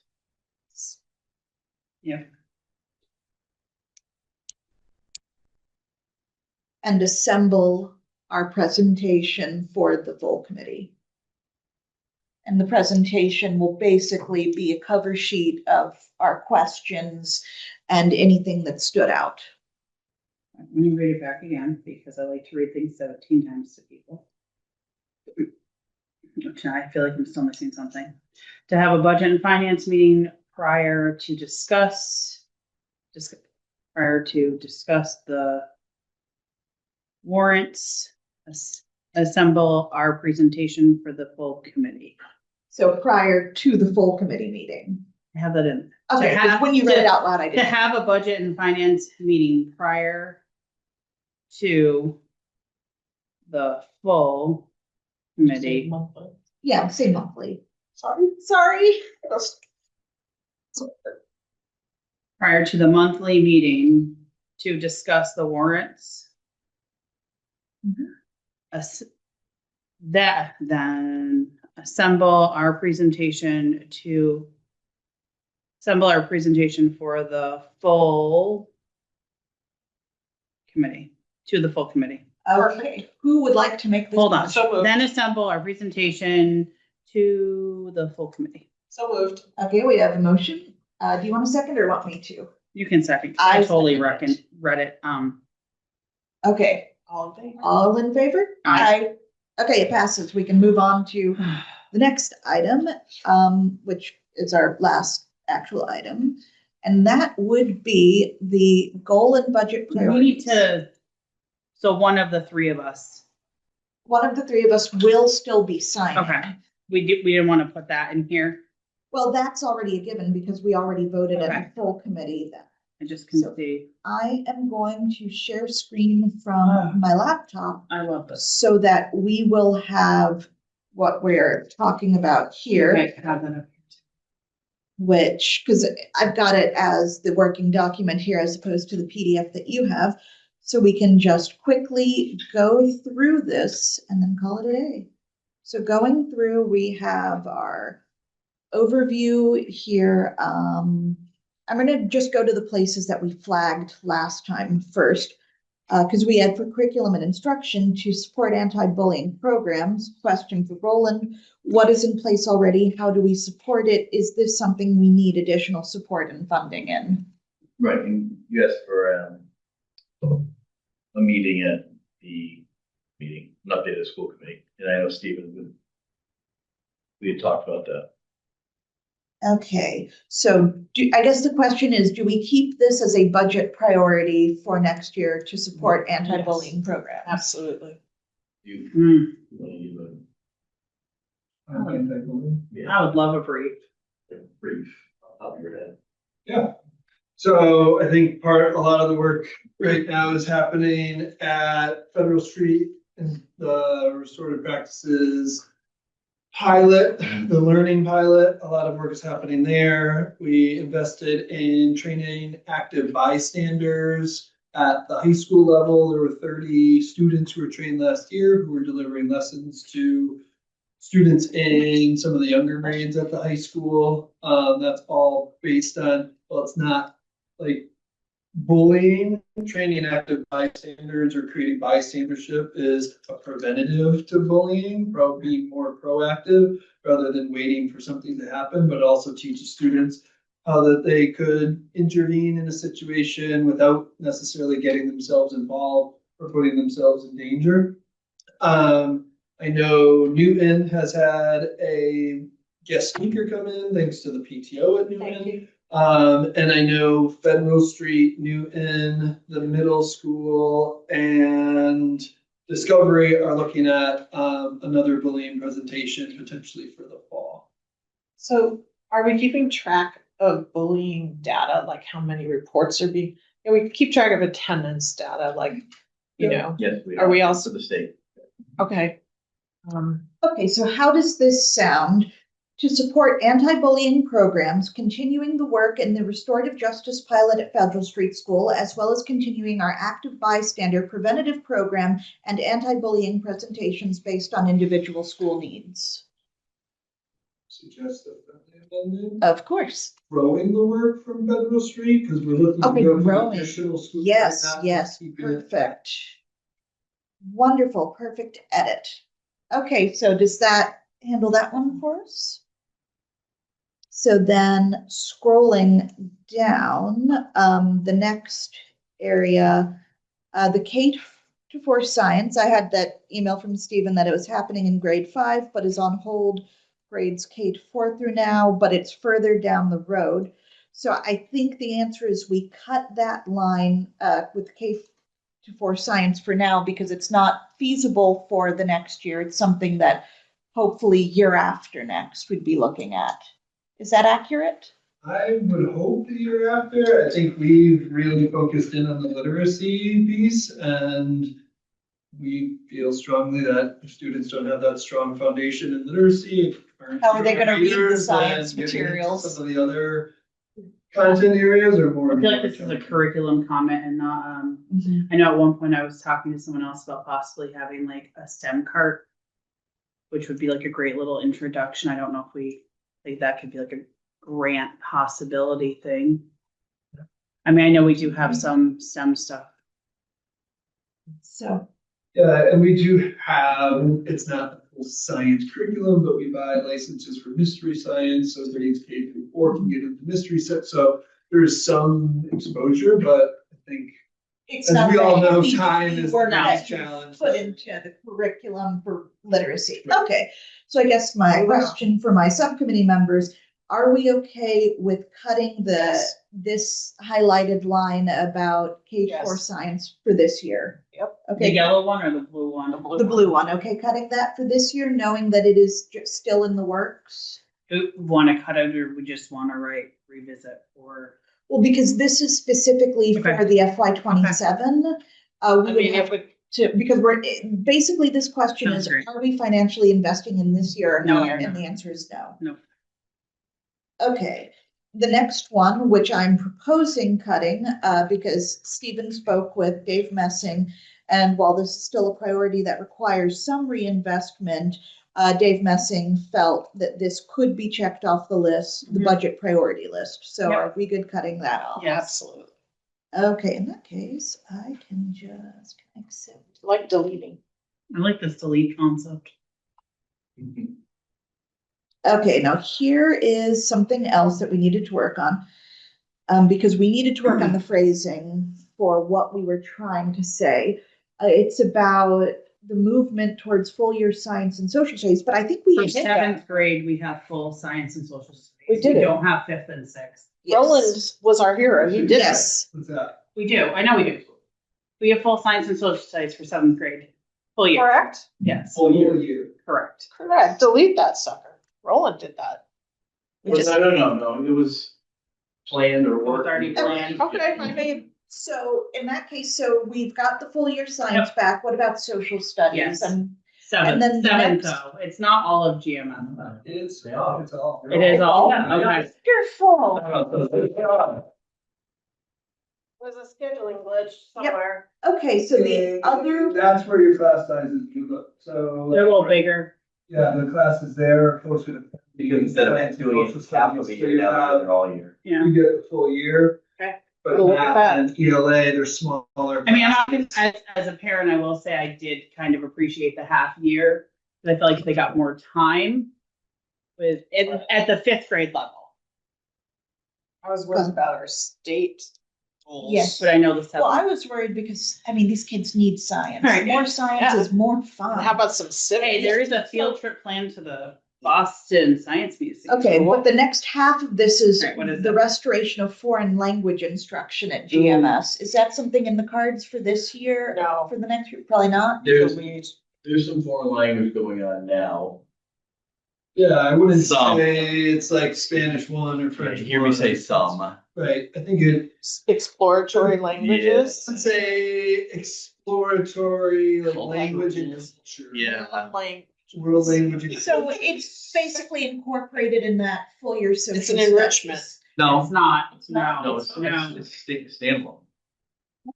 No, it's not incorporated social studies. It's a standalone. That is awesome. does every But- child get it? No, I don't think so. I'd have to look. I'm not the curriculum. I'm not- Seventh grade was the It's seven. focus. Was it offered to everyone? No, 7. No, because Offered to everyone in seventh grade? Yeah, I'm just curious. I believe. it might have been, scheduled here's the last fun year. part, when you, as you know, when you get to be in 7th grade and then even in high school, you have choices to be made, whether you are going to take something or maybe you need private violin lessons, right? Or trumpet lessons, things like that. There's only so much time for exploratory / electives in that sense. So in terms of this, Stephen said it really well. It is not truly a Spanish 1 class in that sense. And if that's what the committee was looking for, we are not delivering that. But if you want us to, then obviously So we can look into that. I'm of two thoughts here because I think that we absolutely do need a return to a full Spanish class. However, I don't think we have the money for it for next year. Kids can't read, then what do we- Realistically. Could it Let's be get- like, I'm just trying to, like, could it be an elective after school? Would we have someone? If we could offer it, but then somebody would write, like, we'd have to have a teacher take us up. Like a on stipend wanting type to of- Do it, right. Yeah, I'm just throwing it out there as a thought process. What if we say to support, and what would be a good way of describing what we have now? Well, we call it integrated arts. They're exploratories, learning about new things, languages. We used to have sewing, we used to have shop, we used to have at the middle school. We even had a radio station on this So floor. we would want to rate So, exploratory. To me, it's an exploratory. They get exposed to it and they get to choose which ones they want. It's not, let me tell you, as somebody who's, Exploratory opportunities. of not foreign all language. children want to take Spanish 1. When you have a hard time reading English and then you're still learning English, to put them in a Spanish class is really, they'll do anything to get out of it. It's like the kids who don't want to go into gym, so I think choice. I mean, there are kids who love to learn new languages, but the research is that should be happening in K1, not in middle school. Right, and your high school foreign language teachers would tell you that, right, this is not a feeder program into this. As well So as we're the I'm not trying to mislead you. No, Right. we all know We that. already have that. Yeah, I I mean, mean, if Cloutier was here, she would be like, She would not like, well, this would not be, right, this is not feeding people into, so they Right, have to it's take not. Spanish 2 at the high school. They Right. cannot as a result. To me, if it's an exploratory, they could do 2 weeks of sign language. They could do a little bit of every language, how to say good morning, you know, So how would this be to support exploratory integrated arts, especially offering opportunities for foreign language introduction with a long-term goal of the restoration of foreign language instruction at GMS? how about to support Or to exploratory? continue supporting because we've got. Yes, because that includes band, everything, to continue supporting exploratory integrated arts and opportunities for exploring world cultures. How about that? Instead of foreign language, you're also talking culture. Because it's not people read that, they think they're getting Spanish 1. I mean, that's really, and that's what we used to do. Languages and cultures introduction. But we're not offering middle school world foreign languages. No, we're not. It's the introduction. Yeah. Okay, so, But we're only offering Spanish. Spanish. It's a little bit of Spanish and a little bit of French in 7th grade. Okay. Yeah. Years ago, we tried to find something to So you're just K1. kind of giving them like a taste of both, so that Yeah. way when It's they like get to GHS, they do have some Well, what if- They can knowledge use base. Spanish 1, yes. Yeah, they cannot go to Spanish 2. No, that's not what I'm saying. What I'm saying we're Yeah. offering is like A So- foundation, a baseline. what if we a change try before you buy. the wording, especially offering We can write that. opportunities for foreign cultures and languages exposure? Yes, it's more of an exposure. So that is more accurate to what we are doing, and so we are continuing to support it. Oh. Wrong button because That's- my, Headline for every day. there, and I need to get rid of that ink. I'll do that later, Special feature. and we can go ahead. I mean, that's a touchy one. That is a touchy one. Which, I'm thinking city, okay? I have to think both sides of the. okay, So at city council, this was ugly because, oh, you're gonna cut a Spanish teacher at the middle school. And so everybody cried and everybody was like, whatever. And then the city council found the money to put the Spanish teacher back. And guess what? The Spanish teacher wasn't put back. So I think that is really going to bring up some really hard questions, which we should kind of say, that's why it's the word foreign language. I think we stick with exploratory. Less is more. Because if in a document like this, less is more. If they offer Spanish and they're lucky enough to have a Spanish teacher, that's the other thing, right? Because they quit and then you don't have anybody. So, and then you put a sub in there who doesn't know Spanish. So I'm just saying, what we try to offer in Greenfield is a strong exploratory program.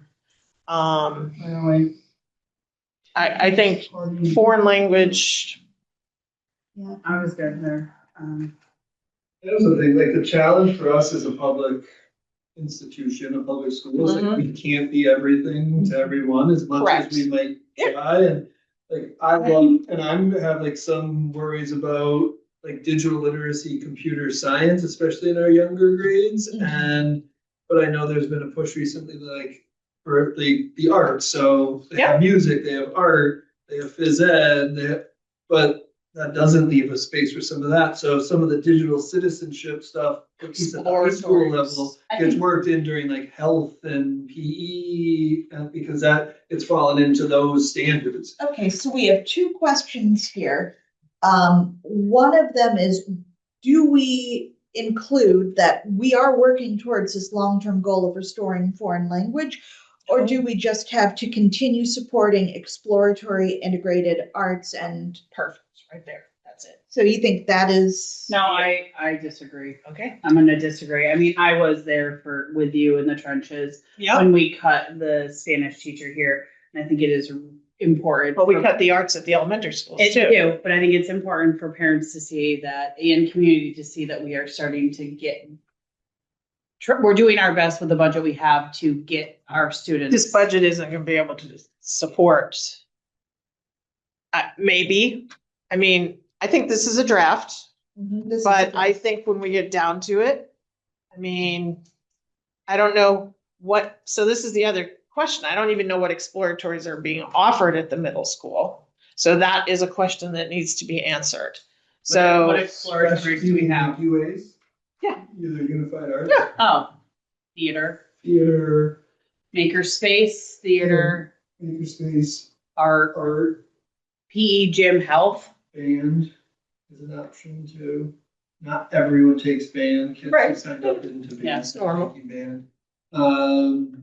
PE help. Graphic design. And then art. So I That asked- falls in the art. but That falls in the art, but it is a separate. So the hard question is, do you give something up, makerspace or graphic design? I would not recommend those. I'm going to say to you. Kids will riot. They will riot over me. I'm saying to you as somebody who's been a middle school principal. I would riot for a over long time, makerspace. the hardest thing to put a kid in is foreign language who doesn't want to be there. Mhm. I mean, they will clean your car for you every day. They will do anything not to go in there. If we make that, it should be, So you're I saying you should tell them they have to either take Latin or provide free labor? I mean, Yeah. Latin's not a bad idea. There is something to Latin. There's etymology. But- I think that is something, this is why you need somebody to put all the exploratories. I mean, there are some that are mandated by the state, and there are others that are still lingering because of ELT. And So I guess my question is, the language on this specific goal about supporting exploratory integrated arts, do we want to say that, what are the reasoning why, like, so that they are prepared to make their choices at the high school, or do we want to leave it here for maximum flexibility in our budget? Because it seemed like your big concern was specifically listing foreign language would get us in trouble Mhm. because we had tried. Yeah. Well, there was a little Yeah. dishonesty. yeah, there was. It was dishonesty. Did not, Did we have social studies and science in there, right, still? well, we Or did we pulled take that that problem out was because that's solved? done, that's Okay. checked. Okay. This budget doesn't, you know, So do we need to put any extra detail to supporting exploratory integrated arts? I would leave it that way and No. then we can debate like the I'll what. agree now. Okay, so we can move on to the next one, which was talking about grants. And at the time, Stephen did not see need for that to be a budgetary priority. And he had his reasonings there. So that's something that it is ongoing, but will not require a significant investment in time. Time equals money beyond what we're already doing. That's something that's already Trying to in the read it. budget. Support for complete. If it's easier for you to read on my screen. you No, can. I'm good. It's close, I'm bad. Okay.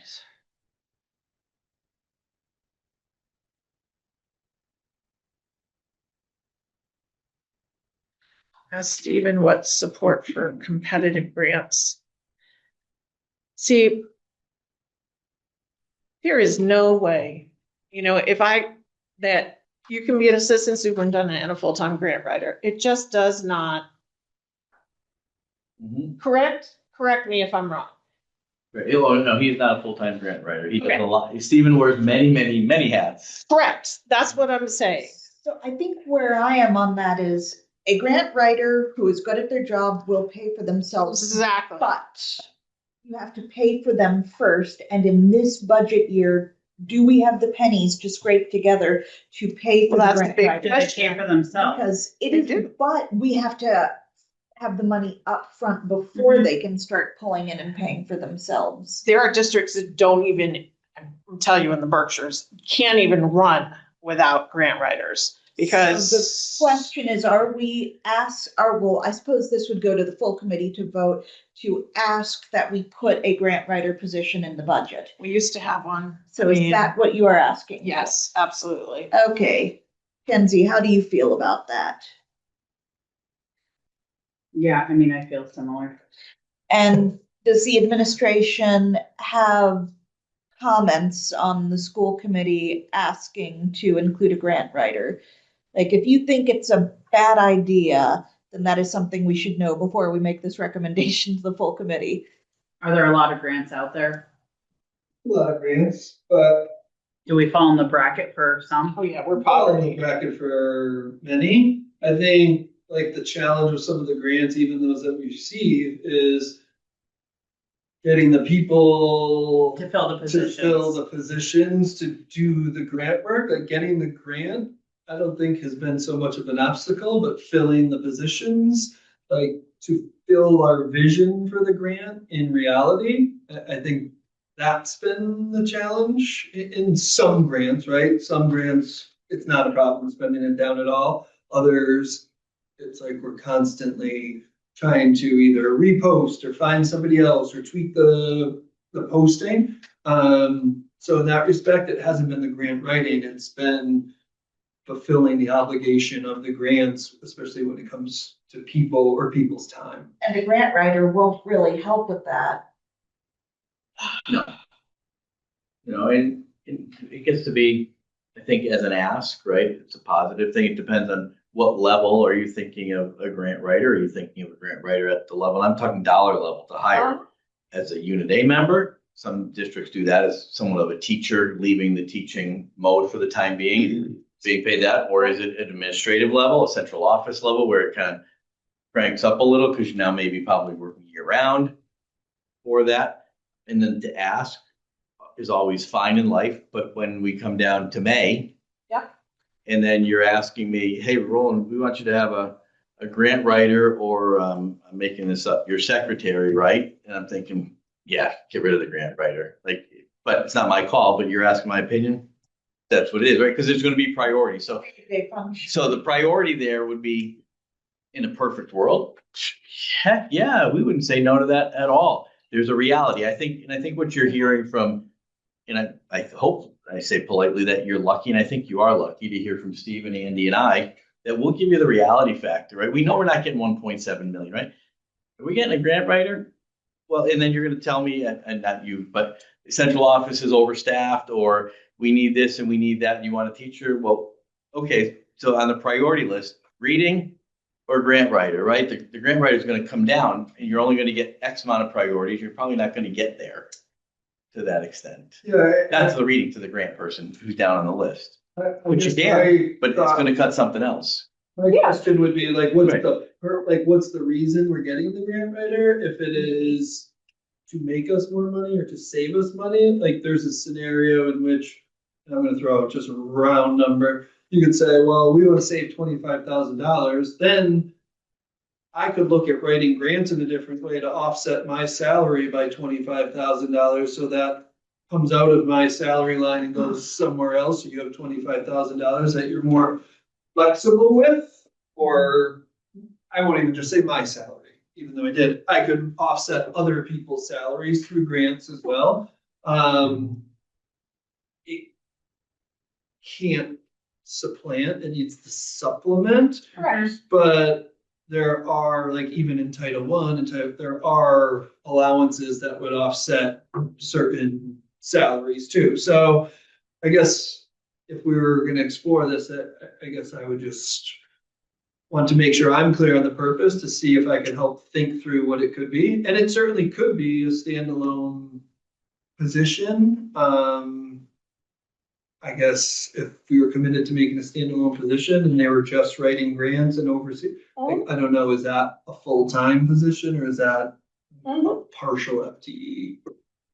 Greenfield would have not come out of bankruptcy without grants. ELT kept us alive. I mean, it's always been grants that kept us moving forward. And we've had full-time grant writers. We had a full-time and a part-time at 1.5.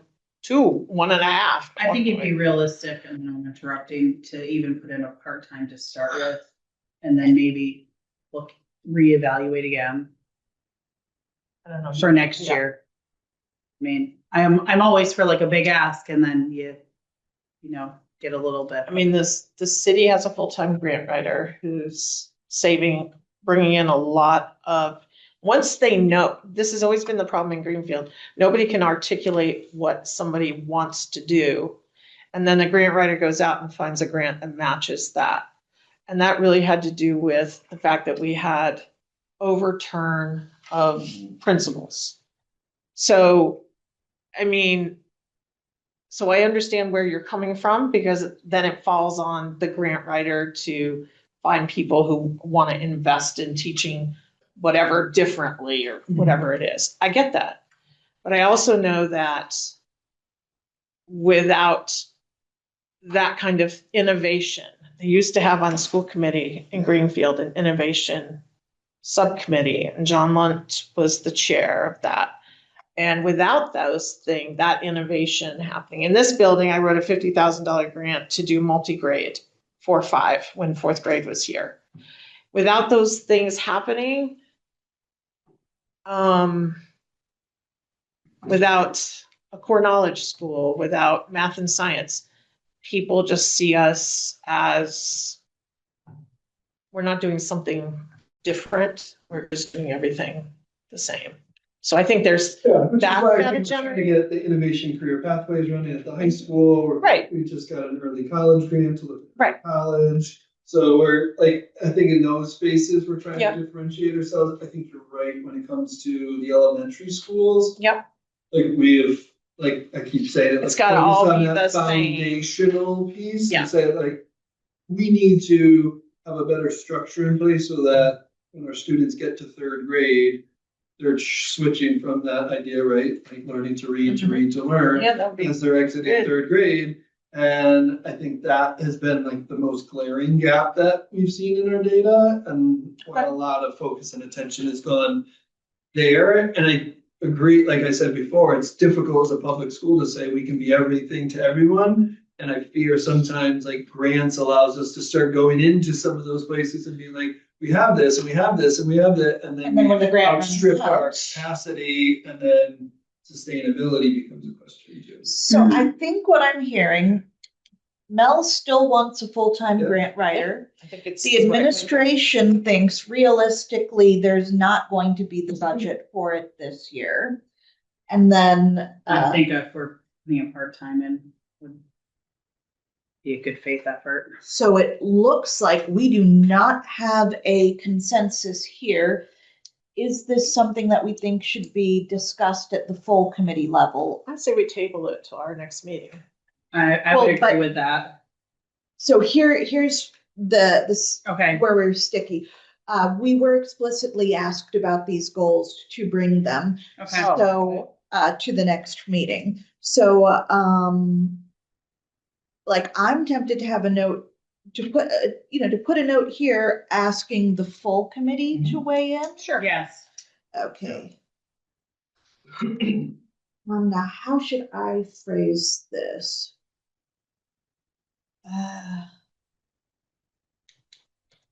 I'm gonna get rid of the strike through later request for, And I do think Input, we've had a full committee input. tougher time filling any positions in Life Member Web. I think at halftime, Would be It's- difficult. yeah, I don't think Yeah. anybody's gonna bite No grant writer would bite that. on that. Nope. You know, in a different scenario and in different economic times, absolutely. Hmm. But in this time, I'm not seeing that. okay, so I have this request for full committee. You can just input. do full, you can take out the part, I'm not gonna, I was just thinking, because I know we're in like a hard budget, that, But as Member Whitler mentioned, right? If they were to approve that, you would, I use the Yeah. word expect, I think, Member Whitler, right? Of somebody to make their money Oh, absolutely. and to bring it in. You're told that right in the Yeah, job right. interview. You lose your job if you don't bring in at Right. least your salary or double. Right, if you can take 5%, 10% of a grant, right, and You write yourself you into work it. yourself in, yes. Been there, done Well, to that. some extent, this is, you can't, do some of that, but there are maybe some ways for indirect. 6 million North Adams, man. Okay, we almost, so we've got this here, request for full committee input on this specific goal. And I think that's good. Okay, and then the assumptions and guidance that we were working under. provide adequate resources to meet the legal mandates, reflect the terms of collective bargaining agreements, sufficient resources to maintain, including maintaining staffing, best available information to project changes in cost. I mean, none of this is terribly. It's just who we are. So the question is this document, because I only went over the things that we had flagged. If you guys in reading before the meeting had seen other questions, is this document ready to be sent to the full committee with telling them here are our budget priorities, our goals for making this budget, the assumptions and guidance, our goal is to do this. And then we've got this one staffing priority question where we do want the full committee to weigh in before we direct the superintendent to add this, to create this position. I don't want to take the time now to go through it and read it one more time, but I'd like to have, before we have time to read it one more time. Okay. Do you need to read? Do you want to do it now or do you want to just? Oh, Yeah, you have, I won't tell you, sorry about it, but until Thursday or Friday to get it in the agenda. but do we need to vote to put it on the agenda? Oh. Okay. To vote, because. I thought you just meant the document, so you. Yeah, the document would be set, but we need to, I think we need to. Because when we vote did to this, give we it. were not, Well, I wasn't or, sure when you or guys- would we not need to vote on it if as chair of the subcommittee, I include this as the report? Yeah. There we was go. genius. There we That go. was Subcommittee genius. And then we can have discussion and if I catch something, I know, yeah, I like that. Genius. Okay, Sometimes. Hannah, like a genius, you asked me. She can make a computer do whatever she wants. so in that case, Are we? I think we might be done unless anyone has something urgent. Are moving forward. I'm gonna get us scheduled for the 23rd. I have something. Me too. Okay, what do you got? Mine is, I would like to, I know this is not the right time to do this, but I would like to kind of checks and balance our, I guess this is more for Andy. I want to make sure we're checked, like what we are getting from AEL, what's going to the city side, and that's what's coming back to us, making sure that that's being regularly checked. What coming? Like what AEL gives to the city to deposit and then what comes back to us, The process. the process. You've got. Because when I was talking, when I went over and looked at the warrants, when I was talking, it doesn't really get like double checked that that's what's happening in the hands. Like what, Receipts? yes. They didn't turn over, we had copies of the turnover sheets and everything. Everybody's So, bonded, right? Yeah, Okay, I'm not sure what, I would need to know more. All right. Because, I know, like, if you remember, if you watched it, or there are times because of the fact that we check everything, I've had to report out that there have been revenues that have not yet been posted that we know we have. That, just for timing reasons or what's going on the city side. And it's not even just AEL, it's all revenues for some reason seem to have been a delay in posted, but our internal, we always reconcile internally. What it is Okay. that that was just AEL my student concern if it has been. So, But there might be some rumors that there is a problem with reconciliation. Is that the correct word? That's what I would say. So I think it may be something you might want to So check I agree. into. You got an email from Stephen. about the issues that I'm, whenever, I'm not doing it as far as like taking shots at the city finance side.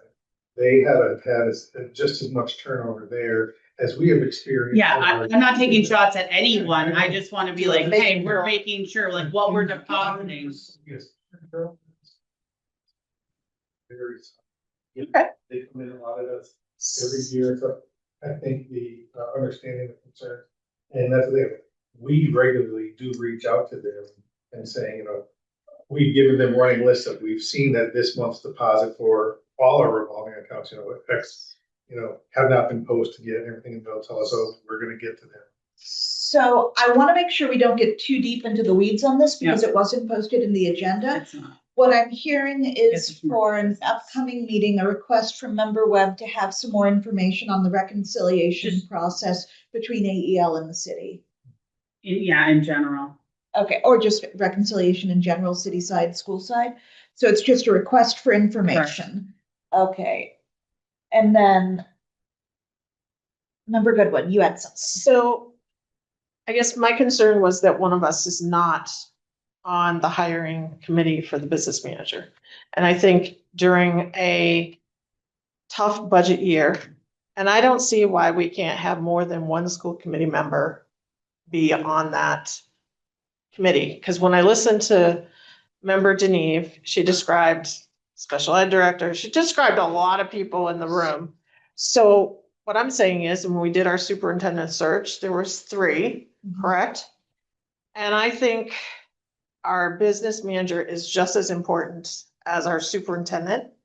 And so my proposal or motion would be that we have 3 people. The mayor should So be I included. think this might be something for the full Okay. meeting rather than for this subcommittee. 'Cause I Okay, think it I does just wasn't go- sure. Yeah, I think it goes beyond Okay. the job we've been charged with. So I would Mhm. say send that to Chair Sexton Okay. as a written out will do motion that that you today. would like to add more backup. But the only thought I have there is I believe Roland is the one who decides the He does. makeup of that. So I want to make sure that we're not stomping on Roland's toes and requesting more, or we're doing something way unconventional if we'd ask for more than one school committee. Well, you know what? This is for full committee. This is, goes beyond our charge. There we So, go. so, Conversation over. yep. But yeah, I'd say bring that to the full committee. Okay.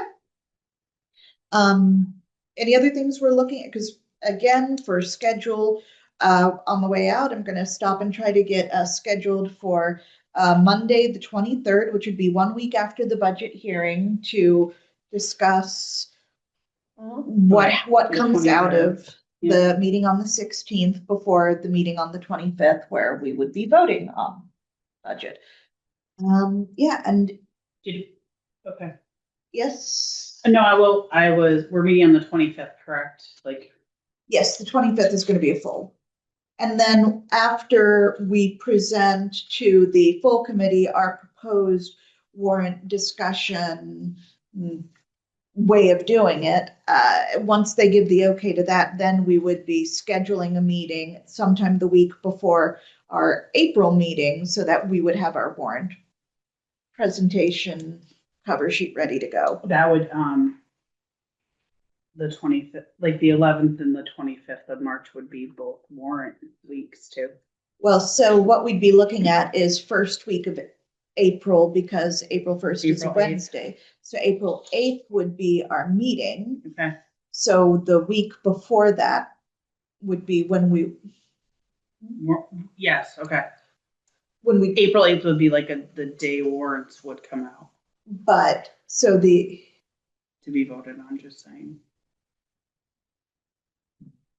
you mean, We're talking about 2 separate things. yeah, okay, we're talking separate things. Mhm. So what I'm saying is after this, we're going to bring to the full school committee our proposed warrant format of meeting sometime the week before the full meeting to go over the warrants together, discuss them, and put together our little sheet of here are the questions, here's anything that stood out. Sounds good. Mhm. So once they give the approval, we can anticipate that meeting to be very end of March, very beginning of April, but the next meeting for us as a subcommittee will be March 23rd. Everyone, same page? Mhm. Okay, I would entertain a motion to adjourn. So moved. Second. All in favor? I And we are adjourned at 1:46 PM. Go forth and cause trouble, I guess. I'm out and going upstairs, and then I come back downstairs. Let me. I'm meeting a stop photographer to recording. take pictures of Yes, and stuff. Yeah. And